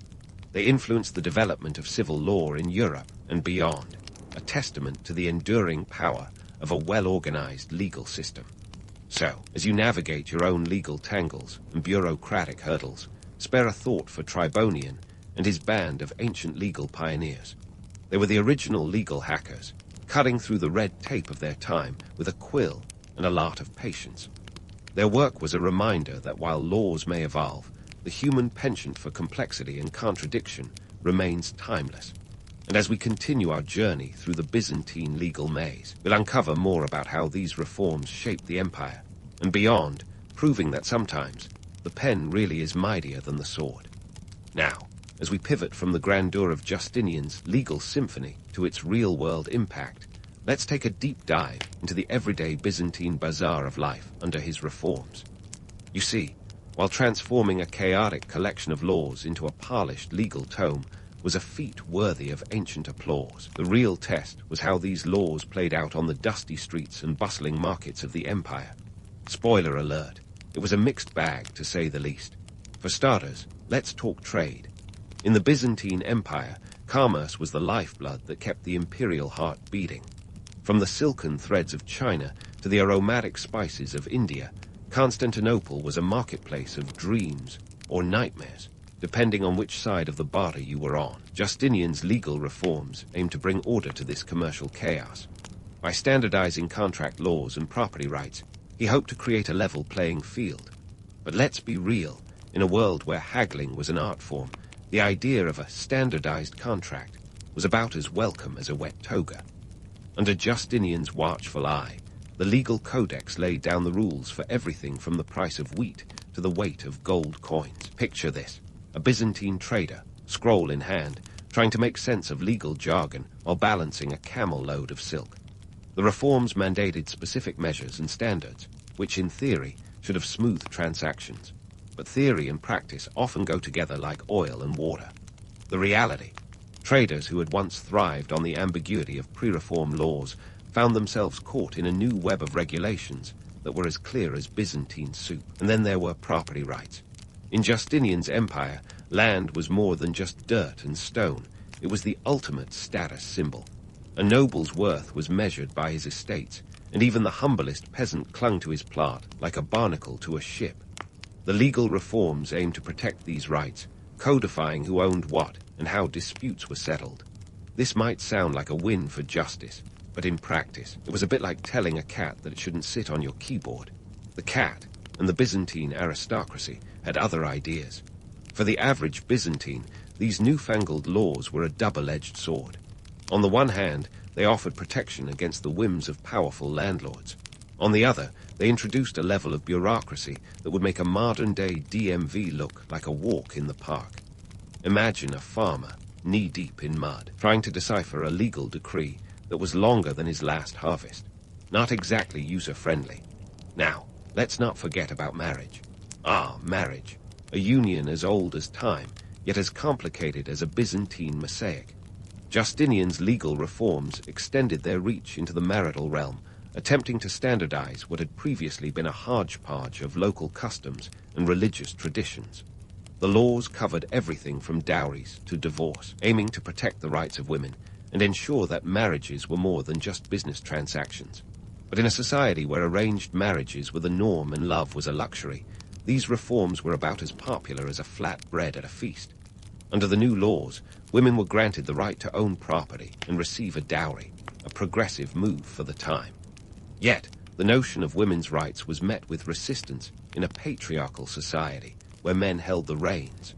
For many, the idea of a woman asserting her legal rights was as foreign as a Roman in a toga at a Greek symposium. Despite the legal strides, societal norms proved tougher to crack than a Byzantine walnut. Economically speaking, the reforms also aimed to stabilize the empire's coinage. Money, after all, makes the world go round, especially in a sprawling empire like Byzantium. Justinian's laws sought to regulate the minting of coins, ensuring that the currency retained its value. But controlling an economy was as slippery as a Byzantine eel. Inflation and debasement were persistent thorns in Justinian's side, and no amount of legalese could completely tame the economic beast. On the ground, the impact of these reforms was as varied as the empire's terrain. In the bustling urban centers, merchants and artisans grappled with the new regulatory framework. While some flourished under the predictability of standardized laws, others found themselves stifled by red tape. Meanwhile, in the rural heartlands, farmers faced a different set of challenges. The legal protections offered by Justinian's code were often overshadowed by the realities of feudal obligations and the whims of local lords. In the end, Justinian's legal reforms were like a Byzantine tapestry, intricate, complex, and open to interpretation. They were a monumental attempt to bring order to an empire that thrived on chaos. Yet, for all their grandeur, the reforms couldn't erase centuries of tradition or change human nature overnight.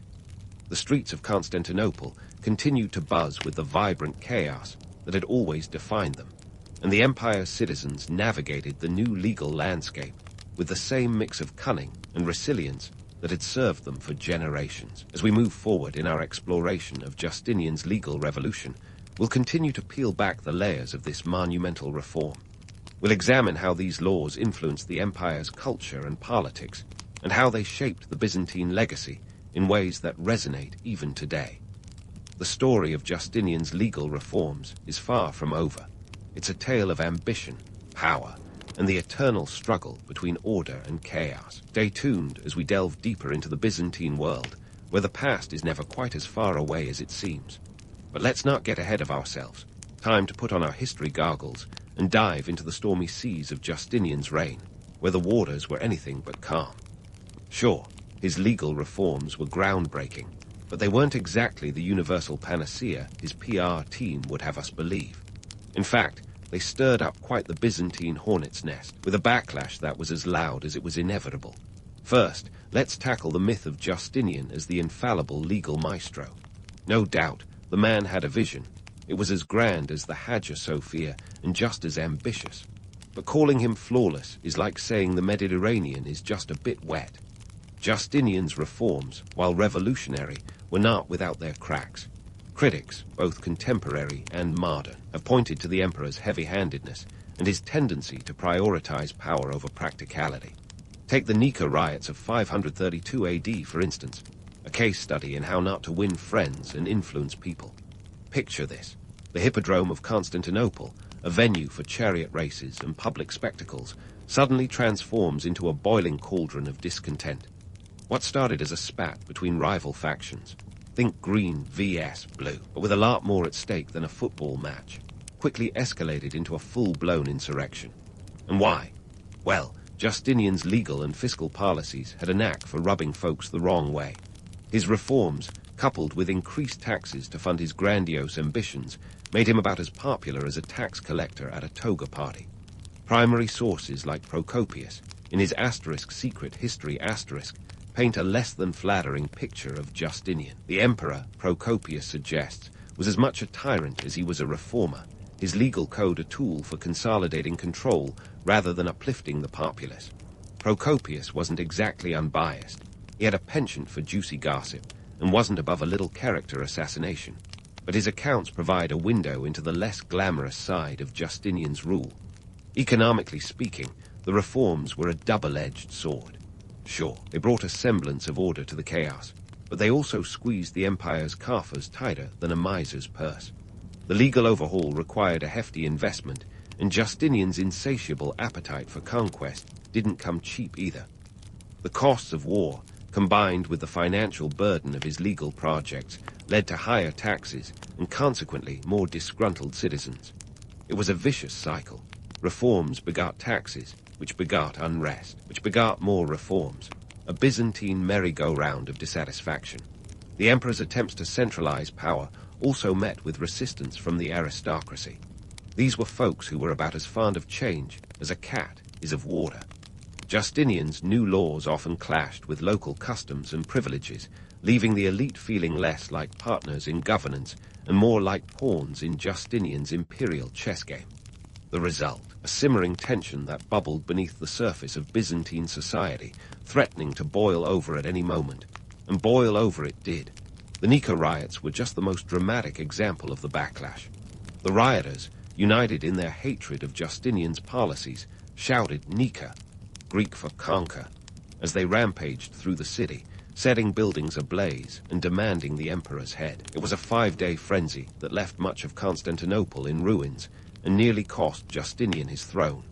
In a dramatic twist, it was his wife, Empress Theodora, who convinced him to stand his ground rather than flee, a testament to her own political acumen, and perhaps a reflection of just how precarious Justinian's position had become. Yet, even as the flames of discontent licked at his heels, Justinian remained undeterred. His resolve to see his reforms through was either admirable or foolhardy, depending on your perspective. But one thing is clear: the emperor was nothing if not persistent. He quelled the riots with brutal force, unleashing his general Belisarius and the imperial guard on the insurgents. The aftermath was bloody: 30,000 rioters dead, the hippodrome stained with the price of rebellion. In the end, Justinian's legal reforms were as divisive as they were transformative. They were a testament to the emperor's ambition, a reflection of his desire to impose order on a fractious empire. But they also revealed the limitations of his vision, a reminder that even the most brilliant legal mind can't legislate away the complexities of human society. As we continue our journey through this Byzantine drama, we'll uncover more of the realities behind Justinian's storied reign. We'll explore how his legal legacy, despite its flaws, laid the groundwork for future generations, and how the emperor's relentless pursuit of order shaped the Byzantine Empire in ways that echo through history. Stay tuned, because the tale of Justinian is far from over, and there's plenty more intrigue left to unravel. Justinian's reign might have been a rocky road, but his legal legacy is like a gift that keeps on giving, whether we asked for it or not. You see, the Corpus Juris Civilis didn't just fade into the annals of history after Justinian kicked the imperial bucket in 565 AD. No, this legal juggernaut went on a world tour, influencing legal systems across Europe like a rock star with an ancient scroll for a mic. First, let's talk about the immediate impact on the Byzantine Empire. For all the turmoil and tribulations, Justinian's legal reforms provided a semblance of order amidst the chaos of post-Roman Europe. While the Western Roman Empire had crumbled like an overbaked loaf, the Byzantine East held on, thanks partly to the legal backbone Justinian had painstakingly crafted.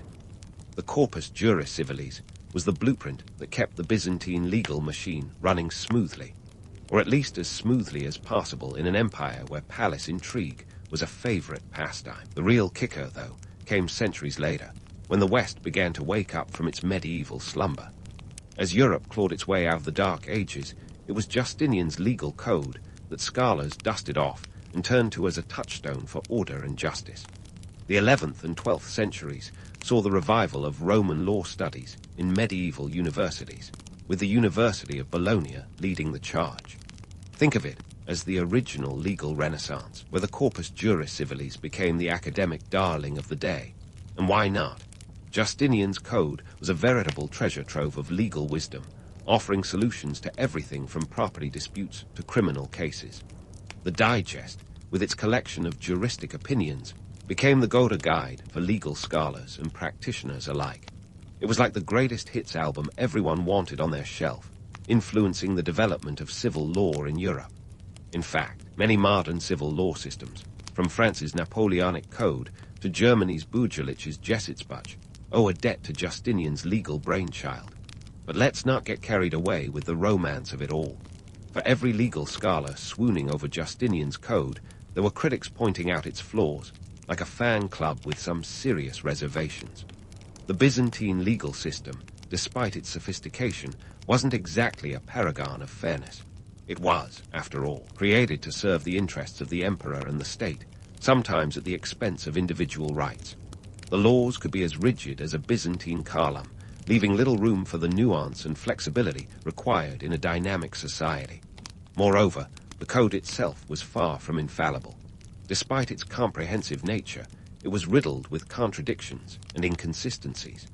The Narvali, those post-534 AD updates, often contradicted earlier laws, leading to a Byzantine labyrinth that even Theseus would struggle to navigate. And let's not forget the language barrier. Latin was not the lingua franca of the Byzantine Empire, making the code as accessible as a scroll locked in a vault. It was like handing someone a manual in a foreign language and expecting them to build a spaceship.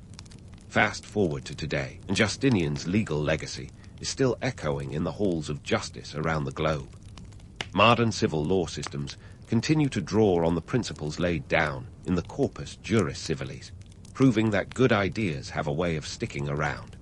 From the presumption of innocence to the rights of the accused, many of the legal concepts we take for granted can trace their roots back to Justinian's time. It's a testament to the enduring power of a well-organized legal system, one that transcends the centuries and adapts to the needs of the present.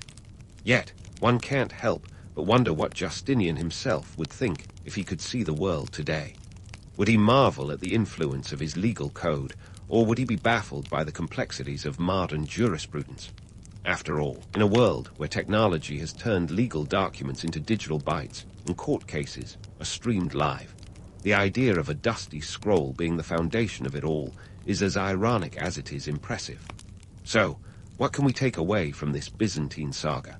For starters, history has a funny way of looping back on itself, with ideas from the past shaping the present in ways we often overlook. Justinian's ambition to create order out of chaos wasn't just a power play. It was a recognition of the need for a shared framework that could hold a diverse society together. And while his methods were sometimes as heavy-handed as a Byzantine sculpture, the results speak for themselves. In the end, Justinian's legal reforms are a reminder that the quest for justice and order is a timeless pursuit.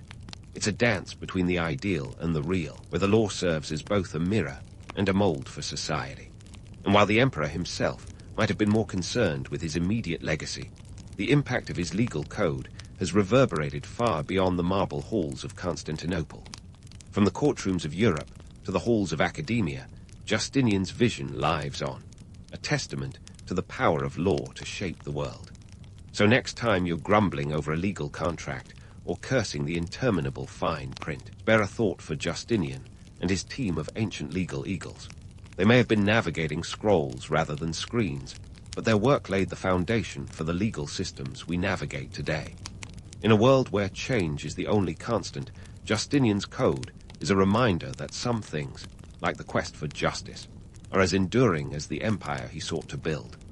Now, if only we could find a way to make legal jargon as captivating as a Byzantine mosaic, we'd really be onto something.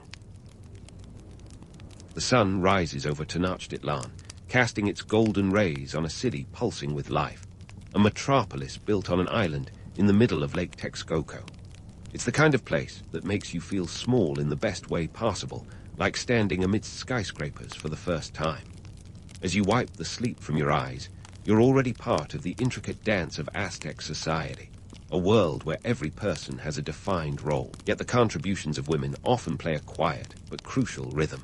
Today, you're stepping into the shoes, or perhaps the heuraches, of an Aztec woman.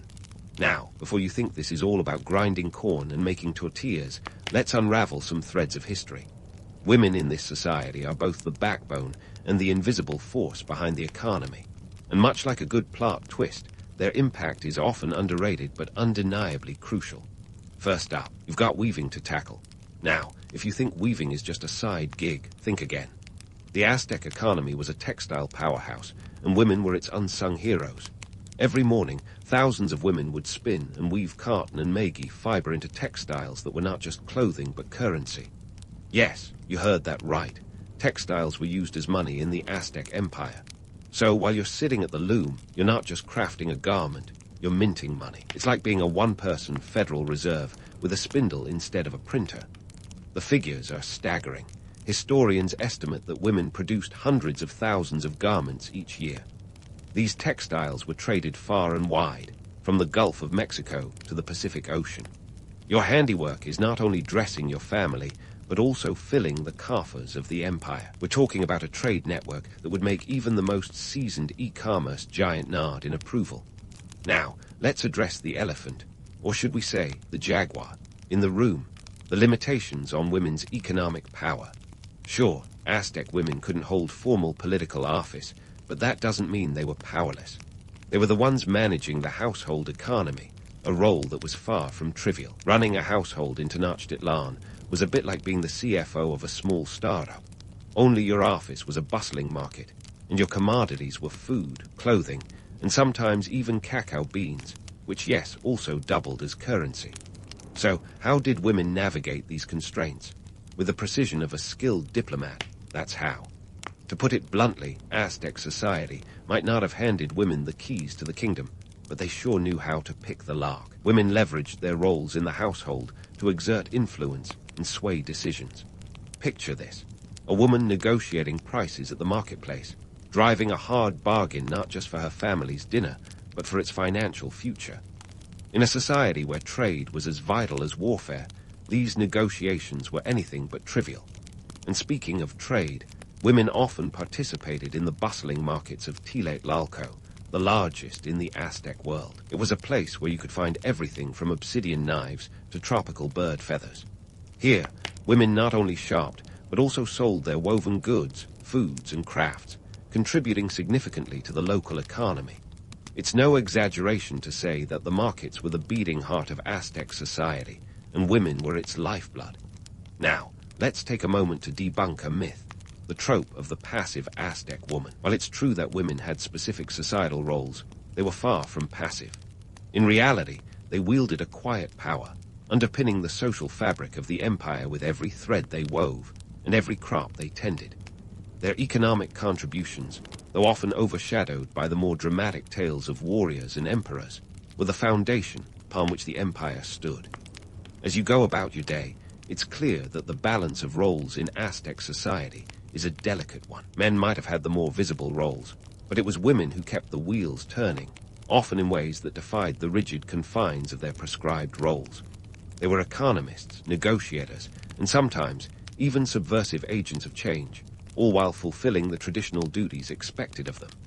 With the sun high in the sky, the city hums with the sounds of daily life, children playing, merchants haggling, priests chanting. You're part of a society that, quite literally, bridges land and water, and where each day is a testament to human ingenuity and resilience. And as you weave, trade, and manage, you're not just living history, you're making it, one thread at a time. Meanwhile, just as you're getting the hang of weaving the very fabric of Aztec society, let's pivot to the other loom in this story, education. You see, while you're busy spinning threads into gold, metaphorically speaking, young Aztec girls are being shaped and molded in educational systems with a rigidity that would make a drill sergeant blush. Now, let's talk about those schools. The Aztecs had two main institutions, the Carmacac and the Tulpachkeli. Think of them as the Hogwarts and the, well, slightly less glamorous Hogwarts of the Aztec world. The Carmacac was where the noble offspring went, a place that offered a curriculum as lofty as the temples they studied within. Here, boys were groomed for priesthood or leadership roles, learning astronomy, theology, and the art of warfare. Girls, on the other hand, were instructed in religious rituals, ethics, and domestic skills. It was as if the school motto was, reach for the stars, but remember, those tortillas won't cook themselves. Meanwhile, over at the Tulpachkeli, the curriculum was less about celestial navigation and more about practical living. Boys were taught the fine art of soldiering, while girls learned household management and craft skills. It's almost as if the educational philosophy was, train them young, because life waits for no one. Now, here's where it gets interesting. While these schools seemed worlds apart, they were actually two sides of the same coin, a system designed to prepare young Aztecs to slot neatly into their societal roles. But let's not sugarcoat it. The paths for girls were as predetermined as a train track. You might be tempted to think of this as some sort of ancient career counseling, but let's be real. It was more like a societal assembly line. Educational opportunity, you ask? Well, it was about as equal as a seesaw with a sumo wrestler on one end. Sure, everyone got some form of schooling, and in that sense, the Aztecs were ahead of their time compared to many other civilizations. But the opportunities for upward mobility were as scarce as rain in the desert. Noble girls from the Carmacac could influence religious and ceremonial life, a kind of behind-the-scenes power play, while those from the Tulpachkeli were destined for domesticity. And yet, before we knock the whole system as medievally misogynistic, let's ponder why it appealed. The structure provided a sense of order in a world that could be as chaotic as a marketplace on a festival day. It wasn't about oppression as much as it was about survival, keeping the social machine running smoothly in a society where everyone had their role. In a way, it's a bit like everyone being cast in a play that's been running since time immemorial, every part vital, every role rehearsed. But don't let the calm facade fool you. Beneath the surface, there was room for maneuvering. Women might not have been leading armies or sitting on thrones, but they were shaping minds and molding futures. Education was the first step in a lifelong journey of subtle influence, the kind of power that doesn't shout but whispers. As our morning unfolds, it's fascinating to see how these educational paths intertwined with economic realities. Girls were taught to weave not just because it was a skill, but because it was currency. They learned to manage households because it was the backbone of the economy. Their education wasn't just about knowledge. It was about practicality and survival, about knowing how to navigate the delicate balance between societal expectations and personal agency. This system, as rigid as it sounds, was a reflection of the society's pragmatic nature. The Aztecs knew that every cog in the machine had to be perfectly calibrated, every thread perfectly woven into the tapestry of life. And while the educational paths for girls might seem limiting, they were also pathways to influence, albeit in a way that was as quiet and steady as the drip of water wearing away stone. So, as you watch the morning sun climb higher in the sky, casting long shadows across the bustling city, it's clear that education in the Aztec world was both a tool and a tether. It was a way to prepare young women for their roles, to instill in them the skills and knowledge they'd need to keep the empire's heart beating. And while their paths might have been laid out before them, the journey was far from predetermined. In the quiet strength of their education, Aztec women found a way to weave their own stories into the larger narrative of their world.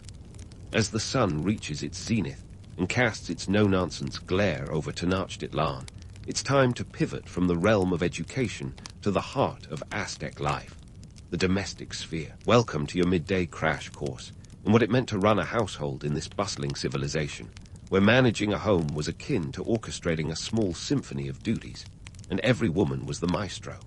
First off, let's tackle the myth of the serene and harmonious Aztec domestic life. The idea that every home was a haven of peace is about as accurate as thinking of a modern-day airport as a place of quiet reflection. In reality, Aztec households were buzzing hives of activity. Women were the CEOs of their homes, juggling a dizzying array of responsibilities. Think of them as the ultimate multitaskers, long before the term became a corporate buzzword. Managing a household in Tenochtitlan was no small feat. It was a complex operation that involved everything from food production to textile creation. Women were expected to raise children, keep the home running smoothly, and fulfill religious duties. It was like having a full-time job, a part-time job, and a volunteer position all rolled into one. And just for kicks, add a dash of religious obligation to the mix. Speaking of children, let's delve into the nitty-gritty of Aztec parenting. Raising kids in this society was a communal affair. Children were considered gifts from the gods, which sounds lovely until you realize it also came with a hefty dose of responsibility. Parents were tasked with instilling societal values and skills in their offspring, preparing them for their future roles. This wasn't just about keeping them fed and clothed. It was about shaping the next generation of Aztecs to fit snugly into the societal jigsaw puzzle. Now, if you're picturing a quaint domestic scene, allow me to introduce a bit of historical realism. The idea of the nuclear family didn't quite apply here. Instead, extended families often lived together, a setup that could turn any household into a veritable soap opera of interpersonal dynamics. Imagine playing referee in a never-ending match of family feuds and alliances, all while trying to cook, weave, and worship in peace. And let's not forget the legal and social expectations that colored these domestic pursuits. Marriage in Aztec society was less about romance and more about alliances and economics. Most women married in their late teens, often around 15 to 18, while men usually tied the knot in their 20s. It was a practical arrangement, more about forming strategic partnerships than finding your soulmate. The dowry, which could include household goods or textiles, was a key component of these unions. Forget Hollywood love stories. This was more like an episode of House Hunters, Aztec edition. But before you romanticize this as a quaint tradition, let's peel back the layers. The dowry wasn't just a sweetener for the marriage deal. It was an economic necessity, a form of insurance for the woman, ensuring she had some financial security in her new home. In a society where women couldn't own property, the dowry was a woman's safety net, a tangible asset in a world that often regarded her as secondary. Now, the harmonious family life myth. Sure, historical records and codices often paint an idyllic picture of family life, but let's not kid ourselves. Like any society, the Aztecs had their fair share of domestic disputes and challenges.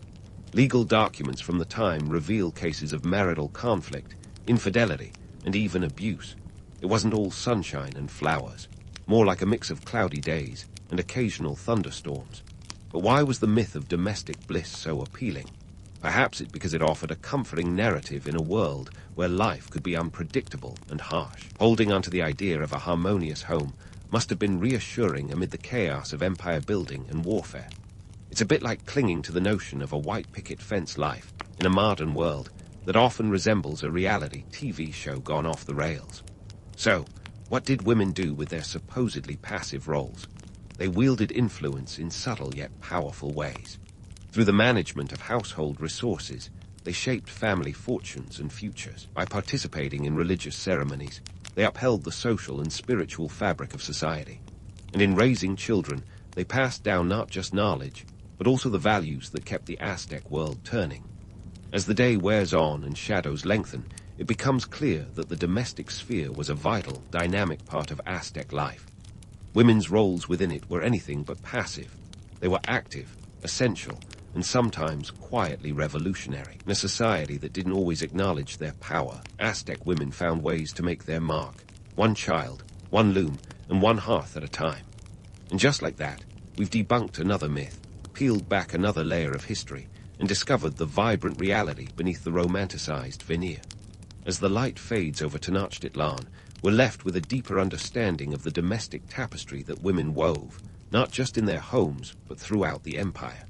Stay tuned, because this story is far from over, and the next chapter promises even more revelations. As the sun dips lower in the sky, casting a softer glow over Tenochtitlan, let's shift our gaze from the domestic hearth to the grand temples and bustling political arenas. It's time to explore the often overlooked yet fascinating role of women in Aztec religion and politics. Spoiler alert, it's a tale of power plays, spiritual influence, and the eternal tug-of-war between myth and reality. First, let's talk about the priestesses and noblewomen who graced the religious ceremonies of the Aztec world. Forget the image of women as mere temple adornments. These ladies had clout. In a civilization where the gods dictated everything from crop success to military victories, being a conduit to the divine was no small feat. Priestesses held respected positions, often involved in rituals that were as elaborate as a 5-course meal at a royal banquet. For example, priestesses played crucial roles in ceremonies dedicated to female deities like Tlazolteotl, the goddess of purification and midwifery. These rituals weren't just spiritual affairs, they were political statements. By leading these ceremonies, women reinforced their indispensable role in maintaining cosmic order and societal balance. It's as if they were saying, sure, the guys have the swords, but we're the ones keeping the universe from unraveling. And speaking of cosmic order, let's debunk the myth that Aztec religion was purely a man's game. While male priests often took center stage, women were far from sidelined. Their roles might have been less visible, but they were no less vital. Consider the fact that women were often responsible for preparing ritual offerings and maintaining temple sanctity. If you think that sounds like glorified housekeeping, think again. These tasks were charged with spiritual significance, akin to being a backstage manager at the world's most important theater production. Now, let's pivot to the political arena, where noblewomen wielded their influence with the subtlety of a master chess player. They didn't hold official titles or sit on thrones, but they were the trusted advisors, the behind-the-scenes players who navigated the murky waters of Aztec politics with finesse. Take the example of Menelik, a figure as controversial as she is compelling. Serving as interpreter and intermediary for Hernan Cortés, she's often painted as a traitor or a victim, depending on who's holding the brush. But let's cut through the mythic fog. Menelik was a woman of agency, an astute negotiator whose linguistic prowess and keen insight were pivotal in the Spanish conquest of the Aztec Empire. Without her, Cortés might have been just another European adventurer lost in the jungle. She's a prime example of how women could exert power in a world that officially barred them from the halls of power. And yet, let's not romanticize her role. Menelik's story also highlights the complexities and constraints faced by women in such positions. Her influence was undeniable, but it came at a steep price. Her legacy is still debated centuries later. She embodies the duality of women's roles in Aztec society, simultaneously empowering and restrictive, a dance along the tightrope of tradition and transformation. Now, what about those female deities we mentioned earlier? They weren't just figments of folklore. They were embodiments of societal ideals and fears. Goddesses like Coatlicue, The Earth Mother, with a penchant for both creation and destruction, reflected the dual nature of femininity in Aztec culture, nurturing yet formidable, life-giving yet deadly. Worshipping these deities was a way for women to connect with divine power, affirming their place in the spiritual hierarchy. Yet, here's the kicker: the reverence for female deities didn't necessarily translate to social equality. The divine feminine might have been celebrated at the altar, but societal norms still kept a tight grip on women's earthly roles. It's a classic case of do as I say, not as I do. The allure of powerful goddesses offered a tantalizing myth, but the reality was a society still very much dominated by patriarchal structures. So, why did this myth of female empowerment hold such appeal? Perhaps because it offered a glimpse into a world where women's strength was not just an undercurrent, but a roaring tide. It provided a narrative of possibility, of potential roles beyond the domestic sphere, even if reality lagged behind. It's a bit like dreaming of flying, liberating in theory, but gravity remains a stubborn fact. As the shadows lengthen and the day draws to a close, it's clear that the roles of women in Aztec religion and politics were as layered as the colorful textiles they wove. They were figures of quiet power and spiritual significance, navigating a world that was as complex as it was captivating. And while the myths often paint them in broad, romantic strokes, the reality was a canvas of intricate detail, filled with both triumphs and trials. But don't pack up your curiosity just yet. Our journey through the vibrant tapestry of Aztec womanhood is far from over. The stage is set for even more revelations as we continue to peel back the layers of history, one fascinating thread at a time. Stay tuned for the next chapter, where we'll dive into the closing acts of this gripping saga of strength, resilience, and enduring influence. As the sun sets over the sprawling city of Tenochtitlan, painting the sky with shades of crimson and gold, let's delve into the broader implications of women's roles in Aztec society. The empire, like any complex organism, relied on a multitude of elements to function smoothly, and women were the unsung architects of its internal stability. But how did these roles contribute to both the empire's zenith and its eventual downfall? Buckle up, because we're diving into the nitty-gritty of history, where every loom thread and market bargain had far-reaching consequences. Let's not mince words. The Aztec Empire was a colossal machine, and women were the oil that kept it running smoothly. Their roles, though often hidden in the shadows of monumental pyramids and grandiose battles, were vital for sustaining the societal equilibrium. Think of them as the invisible scaffolding beneath the empire's ornate facade. From weaving textiles that doubled as currency to managing the household economies that kept the empire fed and clothed, women ensured that the daily life of the empire was as seamless as possible. This wasn't just domestic drudgery, it was a cornerstone of statecraft. Consider the ripple effect of a well-managed household. When women effectively ran their homes, they freed up men to engage in warfare and governance, the flashy parts of Aztec life often depicted in codices and murals. But this division of labor wasn't just about practicality. It was a deliberate strategy to maintain social order. The Aztecs understood that a stable home front was essential for a thriving empire. It's the historical equivalent of making sure your Wi-Fi connection is stable before engaging in an epic online gaming tournament. No connectivity, no glory. However, here's where it gets intriguing. The very roles that stabilized the empire also sowed the seeds of its decline. As the Spanish arrived in the early 16th century, they found an empire ripe for disruption, partially because the rigid social structures left little room for adaptability. While Aztec women were experts at maintaining the status quo, the rapid changes brought by European contact required a level of societal flexibility that was simply not built into the system. It's the age-old tale of how the same traits that make you strong can also be your Achilles heel. Now, let's talk legacy. The roles of Aztec women have been both romanticized and demonized through the ages. Some see them as passive figures, mere footnotes in a male-dominated history, while others elevate them to near-mythical status, as if every woman was a Malinch or a priestess wielding cosmic power. The truth, as always, is far more nuanced. These women were neither saints nor villains, but complex individuals navigating a society that demanded much while offering little in return. They lived in a world of high stakes and low margins, where every decision was a dance on a knife's edge.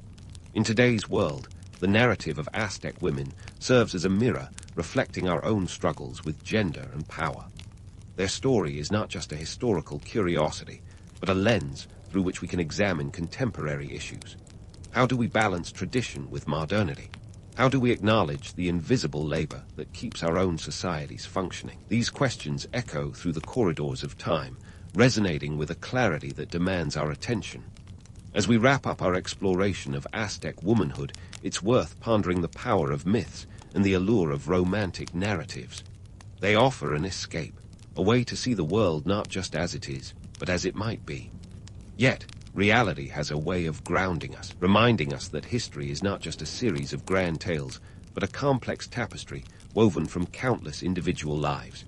Aztec women, with their quiet strength and resilience, remind us that true influence often lies in the shadows, shaping the world in ways that are both profound and subtle. So, as you close your eyes tonight, take a moment to reflect on the tapestry of history we've unraveled. Aztec women were the quiet architects of an empire, their legacy a testament to the enduring power of the unsung. Their story is a reminder that history is not just a record of what happened, but a canvas of possibilities, each thread a whisper of the past, speaking to the present. And perhaps, in those whispers, we find not just the story of a distant empire, but our own. In the heart of the Fertile Crescent, where civilization decided to give itself a go, there was Mesopotamia, a place where religion wasn't something you squeezed in between brunch and a Netflix binge. Here, it was a 24/7 affair, a lifestyle choice, and frankly, a bit of a career path if you played your ziggurates right. Gods like Anu and Enlil didn't just sit around on clouds. They were the rock stars of their time, demanding full attention from a society that knew better than to ignore the divine. Picture them as the rolling stones of the ancient world, but with more thunderbolts and fewer guitars. Anu, the supreme sky god, was the head honcho. He wasn't the type to mingle with the mortals at the local tavern. Instead, he preferred to let his influence trickle down through an elaborate celestial bureaucracy. Enlil, the god of air and storms, like the stormy weather app on everyone's phone, unpredictable and slightly terrifying. These gods weren't just the subjects of whispered prayers. They dictated everything from the size of your crop yield to the fate of your kingdom. In Mesopotamia, the gods had the last word on everything, and their divine whims could turn a good day into a disaster or a famine into a feast. Now, you might think the kings of Mesopotamia, with their fancy titles and palace bling, were calling the shots. Wrong. While kings like Sargon of Akkad were busy trying to carve out the first empires, it was often the priests who wielded the real power. These savvy clerics were the ones who interpreted the cryptic messages from the gods, like celestial emails that could make or break a ruler's day. The king might have worn the crown, but it was the priests who had the gods on speed dial. The priests, with their access to the divine heartline, had the kind of job security that would make any modern worker envious. They were the gatekeepers of divine favor, and they made sure everyone knew it. In a world where a good harvest or victory in battle was attributed to the gods' goodwill, keeping the priests happy was just as important as keeping the granaries full. They held sway over everything from politics to economics, doling out divine wisdom that could influence a king's decision or a farmer's planting schedule. Let's not romanticize the whole setup too much, though. Sure, the idea of communing with gods sounds glamorous, but in reality, a lot of this was about power and control. The priests' interpretations of divine will often serve their interests. Need a new temple? Oh, look, the gods just so happen to want one. Coincidence? I think not. In this ancient game of thrones, the priests were the power brokers, ensuring they stayed indispensable in a society that couldn't afford to anger the divine. So, while the kings got the headlines, it was the priests who were the real puppet masters, pulling the strings behind the scenes. They were the ultimate insiders, the ones who knew which sacrifices would appease which god, which rituals would ensure reign or victory, and how to keep the whole divine machine running smoothly. And they did it all while maintaining an aura of mystery and authority that kept the rest of society in awe, and more importantly, in line. In this world, where religion and daily life were intertwined like a particularly messy knot, the average Mesopotamian lived under the constant gaze of the divine. Every decision, Every action was believed to be under the scrutiny of Anu, Enlil, and their celestial colleagues. The gods were judges and juries, capable of bestowing blessings or curses with equal measure. It was a divine drama with no intermission, and opting out wasn't an option. So, next time you're grumbling about a rainy weekend, ruining your plans, spare a thought for the Mesopotamians who lived in a state of perpetual divine oversight. Their world was a constant balancing act of pleasing gods and managing earthly affairs, a never-ending performance where the stakes were as high as the heavens. And while we've moved on to different worries and different deities, the echoes of those ancient beliefs still ripple through time, reminding us of a world where the gods were always watching and the priests were always listening. Now, let's dive into the nitty-gritty of Mesopotamian religious practices, where rituals were less about spiritual enlightenment and more like navigating an ancient IRS manual. Yes, folks, the gods were not cheap to keep happy, and neither was the machinery of worship that kept the divine favor flowing. Forget about throwing a quick prayer over breakfast.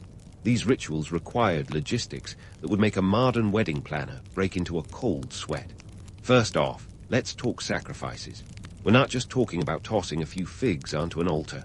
No, my friend, the gods had a taste for the finer things in life, like sacrificial lambs. A typical sacrificial lamb could set you back about 10 shekels, which was no small change in a world where a laborer might earn 1-2 shekels a month. And heaven forbid you skimp on the quality. No one wanted to be the guy who offered up a scraggly, second-rate ram and risked the wrath of the divine. Quality control was key, because nothing says devotion quite like a perfectly plump sheep. But it wasn't just about the livestock. The temple economy was as bustling as any modern stock exchange, with a supporting cast that included bakers, brewers, weavers, and even musicians. Yes, the gods liked a good tune while they enjoyed their celestial feasts. In fact, some temples employed over 100 workers, each with a specific role in the elaborate production that was daily worship. Imagine the payroll. These workers were essential cogs in a divine machine that demanded constant maintenance. And speaking of maintenance, let's not forget the architectural marvels that housed these rituals, the ziggurats. These were the original skyscrapers, towering over the flat Mesopotamian landscape like monumental staircases to heaven. The most famous, the Great Ziggurat of Ur, stood about 100 feet tall and was built around the 21st century BCE. Now, 100 feet might not sound impressive compared to today's Burj Khalifa, but in an era when most buildings were single-story mud brick affairs, it was a jaw-dropping feat of engineering. These ziggurats weren't just for show, though they did serve as a constant reminder of the gods' omnipresence. Think of them as the ancient world's version of a divine Wi-Fi hotspot, where prayers and offerings could be beamed directly to the heavens. But building these massive structures wasn't a weekend DIY project. It required an army of laborers, a mountain of bricks, and a whole lot of organizational prowess. The brickmakers alone were critical, churning out mud bricks by the thousands. And let's not forget the architects, who somehow managed to keep these massive structures standing without the aid of modern technology. The sheer logistical effort speaks volumes about the importance of religion in Mesopotamian society. But here's the kicker. Despite the grandeur and the effort, the ziggurats likely weren't places for public worship. Instead, they served as the exclusive domain of the priests and the guards, a celestial VIP lounge, if you will. Most Mesopotamians never set foot inside, reinforcing the priests' role as indispensable intermediaries between the divine and the mundane. Now, if you think that sounds like a system ripe for manipulation, you'd be right. The priests, those savvy operators, wielded their influence with precision. Need to ensure the gods' favor for the upcoming harvest? Better make sure the priests are on your side.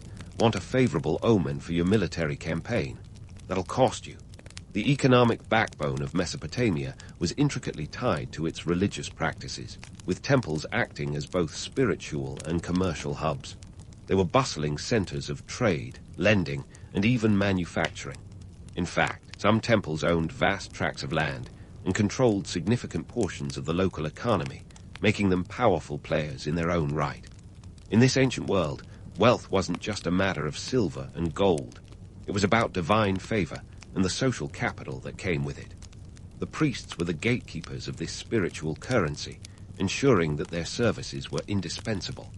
And in a society where the guards' whims could dictate everything from the weather to warfare, keeping the divine happy was the ultimate insurance policy. So, while the temples buzzed with activity and the ziggurats loomed large on the horizon, the real action was happening behind the scenes. It was a world where power, politics, and piety were inextricably linked, each feeding into the other in a complex dance that kept the wheels of Mesopotamian society turning. As we move forward, we'll continue to unravel the layers of this fascinating civilization, exploring how these ancient practices laid the groundwork for the religious and economic systems that followed. But for now, let's just appreciate the sheer scale of it all. A world where the divine and the earthly were forever intertwined, and where the business of keeping the guards happy was never just a part-time gig. And speaking of keeping the guards happy, let's delve into the financial acrobatics that made all this divine devotion possible. Mesopotamian temples were the ancient world's version of a bustling marketplace, a one-stop shop for all things spiritual and material. Imagine walking into a temple not just to pray, but to conduct business, settle disputes, and maybe, just maybe, snag the latest in ancient fashion. These temples weren't merely places of worship. They were economic powerhouses, driving local economies like a turbocharged chariot. First off, let's talk about the land. These temples were real estate moguls long before it was cool. They controlled vast tracts of farmland, often gifted by kings eager to curry divine favor, or perhaps just to avoid a celestial smackdown. This land wasn't just for show. It was the foundation of a complex agricultural operation. The temple lands produced everything from barley to dates, feeding the temple staff and providing surplus for trade. We're talking about thousands of acres here, not a backyard veggie patch. But owning land is only half the story. The temples managed this agricultural empire with the precision of a modern agribusiness. They employed a small army of farmers, herders, and laborers, each with their specific tasks, like planting, harvesting, and livestock management. It was an ancient assembly line of sorts, ensuring a steady stream of produce both for temple use and for sale. The temple's granaries were the original food banks, stockpiling grain to tide the city over during lean times, or more cynically, to manipulate the market when it suited them. Now, let's not kid ourselves about the purity of temple operations. Sure, the idea of a sacred economy sounds noble, but in reality, it was all about the Benjamins, or rather, the shekels. Temples engaged in trade like seasoned merchants, exchanging surplus produce for goods they couldn't produce themselves. Need some fine textiles from the Indus Valley or precious metals from Anatolia. The temples were your go-to importers, using their extensive trade networks to procure the finest wares. And what about those supposedly pious priests? They were less like monks and more like CEOs, managing temple finances with the acumen of Wall Street traders. They oversaw contracts, negotiated deals, and even offered loans. That's right. Temples acted as banks, lending grain or silver at interest. It was a high-stakes game, and the priests were the ultimate power players, ensuring that the temple's coffers remained full and their influence unchallenged. Speaking of influence, let's not forget the political clout that came with all this economic muscle. The temples were not merely passive recipients of royal favor. They were active participants in the power dynamics of the region. A well-timed donation to the temple could secure a king's throne, or, conversely, a priest's disfavor could doom a ruler's reign. This wasn't just about spirituality. It was about power, plain and simple. The priests knew how to leverage their divine connections to sway political decisions, making them indispensable allies or dangerous adversaries. Now, you might be wondering, where did all this wealth go? Surely it wasn't just about building ziggurats and throwing celestial parties. Well, in part, yes. A significant portion of temple wealth was invested back into religious activities, ensuring the guards received their due. But let's not ignore the more worldly uses for all that silver. Temples funded infrastructure projects, from irrigation systems to city walls, reinforcing their role as pillars of the community. They even sponsored cultural activities, supporting artists, musicians, and scribes who contributed to the rich tapestry of Mesopotamian society. And what of the common folk, those who weren't living it up in the priestly palaces? They were very much part of this economic ecosystem, whether they liked it or not.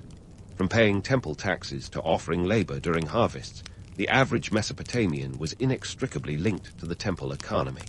Even in death, they couldn't escape the temple's reach, with burial rituals often involving hefty donations to ensure a smooth passage to the afterlife. Yet, despite this seemingly symbiotic relationship, it's crucial to remember that the temple's power wasn't unchallenged. Rivalries between temples and kings were not uncommon, with each vying for supremacy. The tug-of-war between religious and secular authority shaped the political landscape, influencing everything from succession disputes to military campaigns. In this ancient chess game, the temples were both players and the board, their interests woven into the very fabric of Mesopotamian life. As we wrap up this exploration of the temple economy, let's take a moment to appreciate the sheer audacity of it all. Here was a society where religion wasn't just a spiritual endeavor, but a full-blown industry, complete with its own set of rules and power dynamics.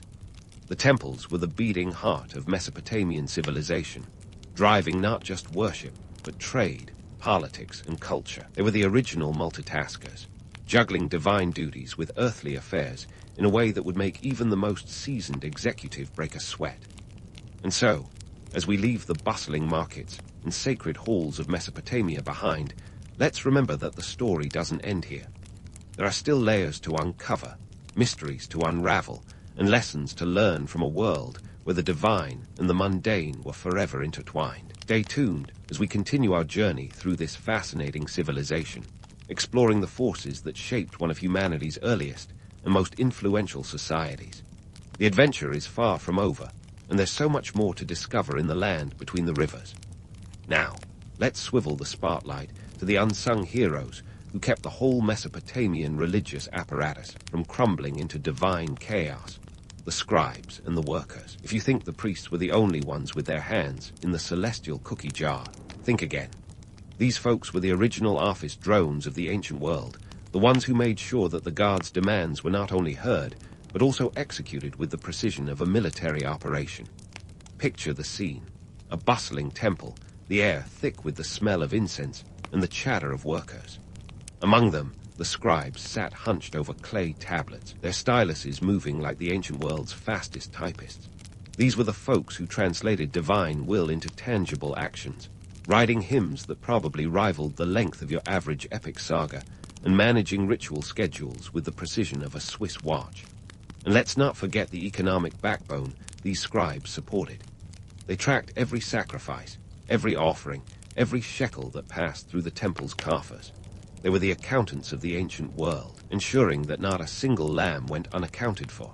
In other words, they were the unsung spreadsheets of Mesopotamia, balancing divine budgets long before Excel was a twinkle in anyone's eye. Yet, despite their importance, these scribes were often overshadowed by the more glamorous roles of priests and kings. It was the scribes who painstakingly recorded the epic tales of Gilgamesh, ensuring that his legendary exploits would echo through the ages. They were the gatekeepers of knowledge, preserving the myths and laws that defined Mesopotamian society. Without them, the stories of gods and heroes might have vanished into the sands of time, as lost as a Mesopotamian sock in a celestial laundry. But enough about the scribes. Let's talk about the workers who turned those divine plans into reality. From the brickmakers who toiled under the relentless sun to the bakers who ensured the guards never went hungry, these were the unsung laborers who kept the whole show running. Imagine a symphony of activity, each worker playing their part in the grand production that was Mesopotamian religion. And speaking of productions, let's not overlook the musicians who provided the soundtrack to this divine drama. These temple bands weren't just there to entertain. They were integral to the rituals, their music believed to be a direct line to the gods' ears. In a world where a single wrong note could spell disaster, these musicians were the rock stars of their day, minus the groupies and the trashed hotel rooms. Now, let's switch gears and dive into the mystical world of oracles and divinations. If you thought fortune-telling was just about crystal balls and vague predictions, think again. In Mesopotamia, divination was serious business, a strategic tool for decision-making that would make any modern CEO take notes. Legends paint a picture of wise oracles peering into the future, their cryptic words shaping the fate of kings and kingdoms. But the reality was a bit more, shall we say, structured. These divinations were less about magic and more about methodical analysis. Think of it as Mesopotamia's version of data-driven decision-making, where every sign and omen was meticulously recorded, studied, and interpreted. And it wasn't just about reading the stars or interpreting dreams. Mesopotamian diviners employed a range of techniques, from hepatoscopy, that's reading the liver of a sacrificial animal, in case you're wondering, to lekanomancy, a fancy word for interpreting the patterns in oil poured on water. These were ancient analytics, a way to gather insights and make informed choices in a world where uncertainty was the only certainty. The diviners were the ultimate consultants, advising kings on everything from military campaigns to agricultural strategies. Need to know if the gods favor your plan to invade the neighboring city-state? Better check the liver of that lamb. Want to ensure a bountiful harvest? Consult the stars and the patterns in the barley fields. This was strategic foresight wrapped in a mystical package, offering a sense of control in an unpredictable world. But let's not get too starry-eyed about the romance of it all. While oracles and divinations might conjure images of wise sages and mystical rituals, the reality was often a bit more transactional. These practices were a way to maintain the status quo, a means for those in power to justify their decisions and solidify their authority. In a society where divine favor was the ultimate currency, the ability to interpret the gods' will was a powerful tool, one that could be wielded to sway opinion, settle disputes, and secure one's place in the political pecking order. Yet, despite their manipulative potential, these practices also offered a sense of hope and reassurance.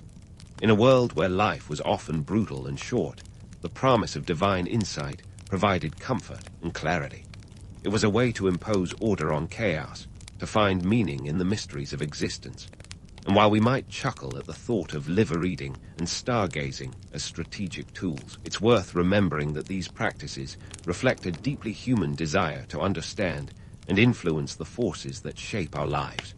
So, as we peel back the layers of Mesopotamian religion, let's appreciate the complexity and nuance of a system that was as much about power and politics as it was about piety. From the scribes who chronicled the epic tales to the workers who built the temples, from the oracles who guided kings to the diviners who interpreted the stars, this was a world where the divine and the mundane were inextricably linked, each shaping and reflecting the other in a never-ending dance. As we inch closer to the final act of our story, let's keep in mind the unsung heroes who, though often overlooked, were essential to the functioning of one of history's most fascinating civilizations. Their contributions, though perhaps less glamorous than those of the priests and kings, were no less critical, ensuring that the wheels of Mesopotamian society kept turning in harmony with the cosmic rhythms of the gods. And while their names may have faded with time, their legacy endures in the echoes of a civilization that set the stage for the world we know today.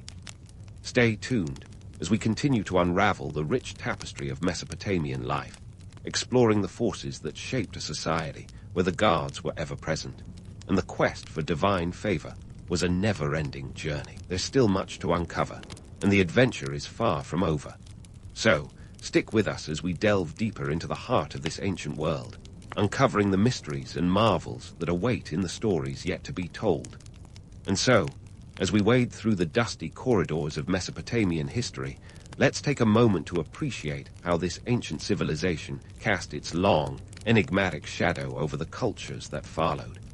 You see, Mesopotamia wasn't just a flash in the pan of human history. It was more like the yeast that made the whole dough rise.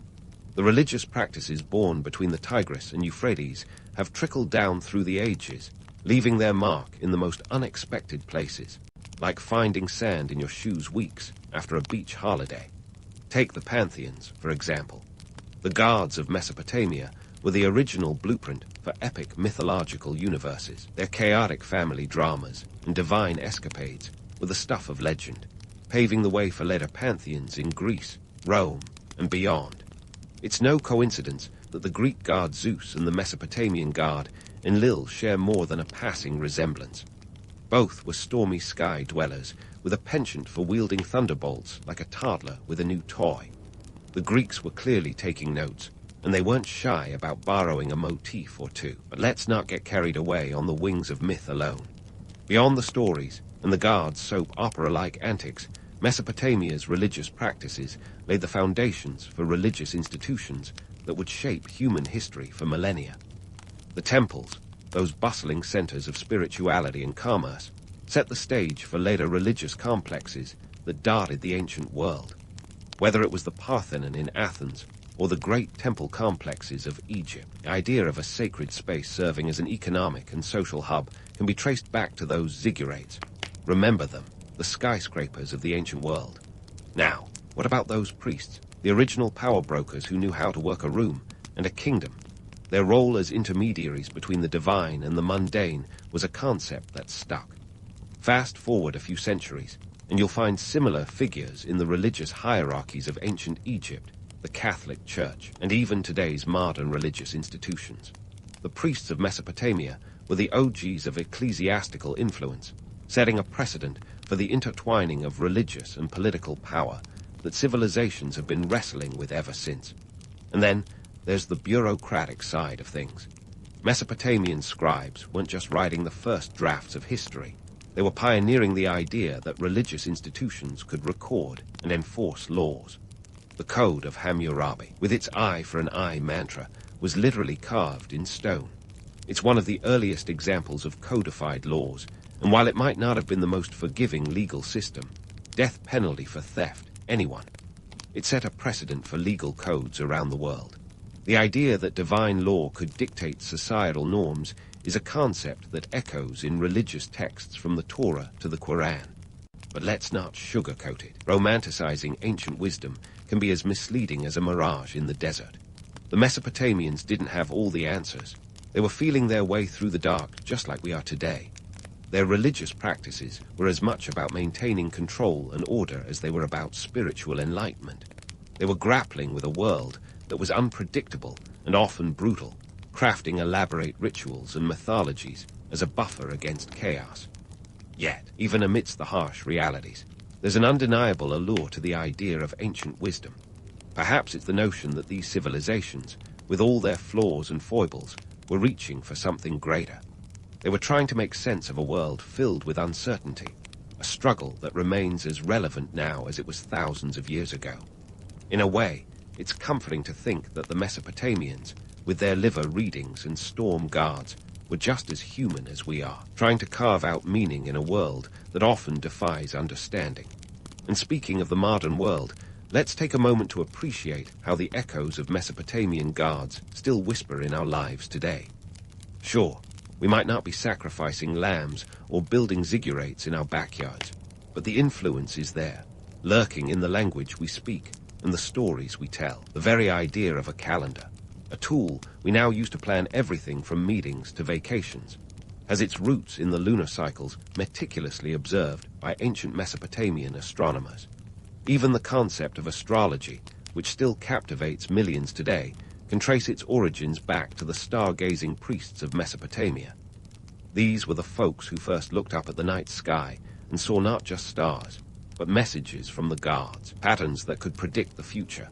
So next time you read your horoscope, remember you're partaking in a tradition that's older than most of recorded history, a testament to the enduring appeal of seeking guidance from the heavens. In the end, the story of Mesopotamian religion is a testament to the complexity of human nature. It's a reminder that while we may have swapped ziggurats for skyscrapers and sheep sacrifices for stock market investments, the underlying quest for meaning remains the same. We're still searching for answers, still trying to connect the dots between the divine and the mundane, still trying to find our place in the grand cosmic puzzle. So, as we wrap up our journey through the ancient lands of Mesopotamia, let's raise a metaphorical glass to a civilization that dared to dream big, to a people who sought to understand the universe and their place within it. In their stories and rituals, we find echoes of our own hopes and fears, our own dreams and dilemmas.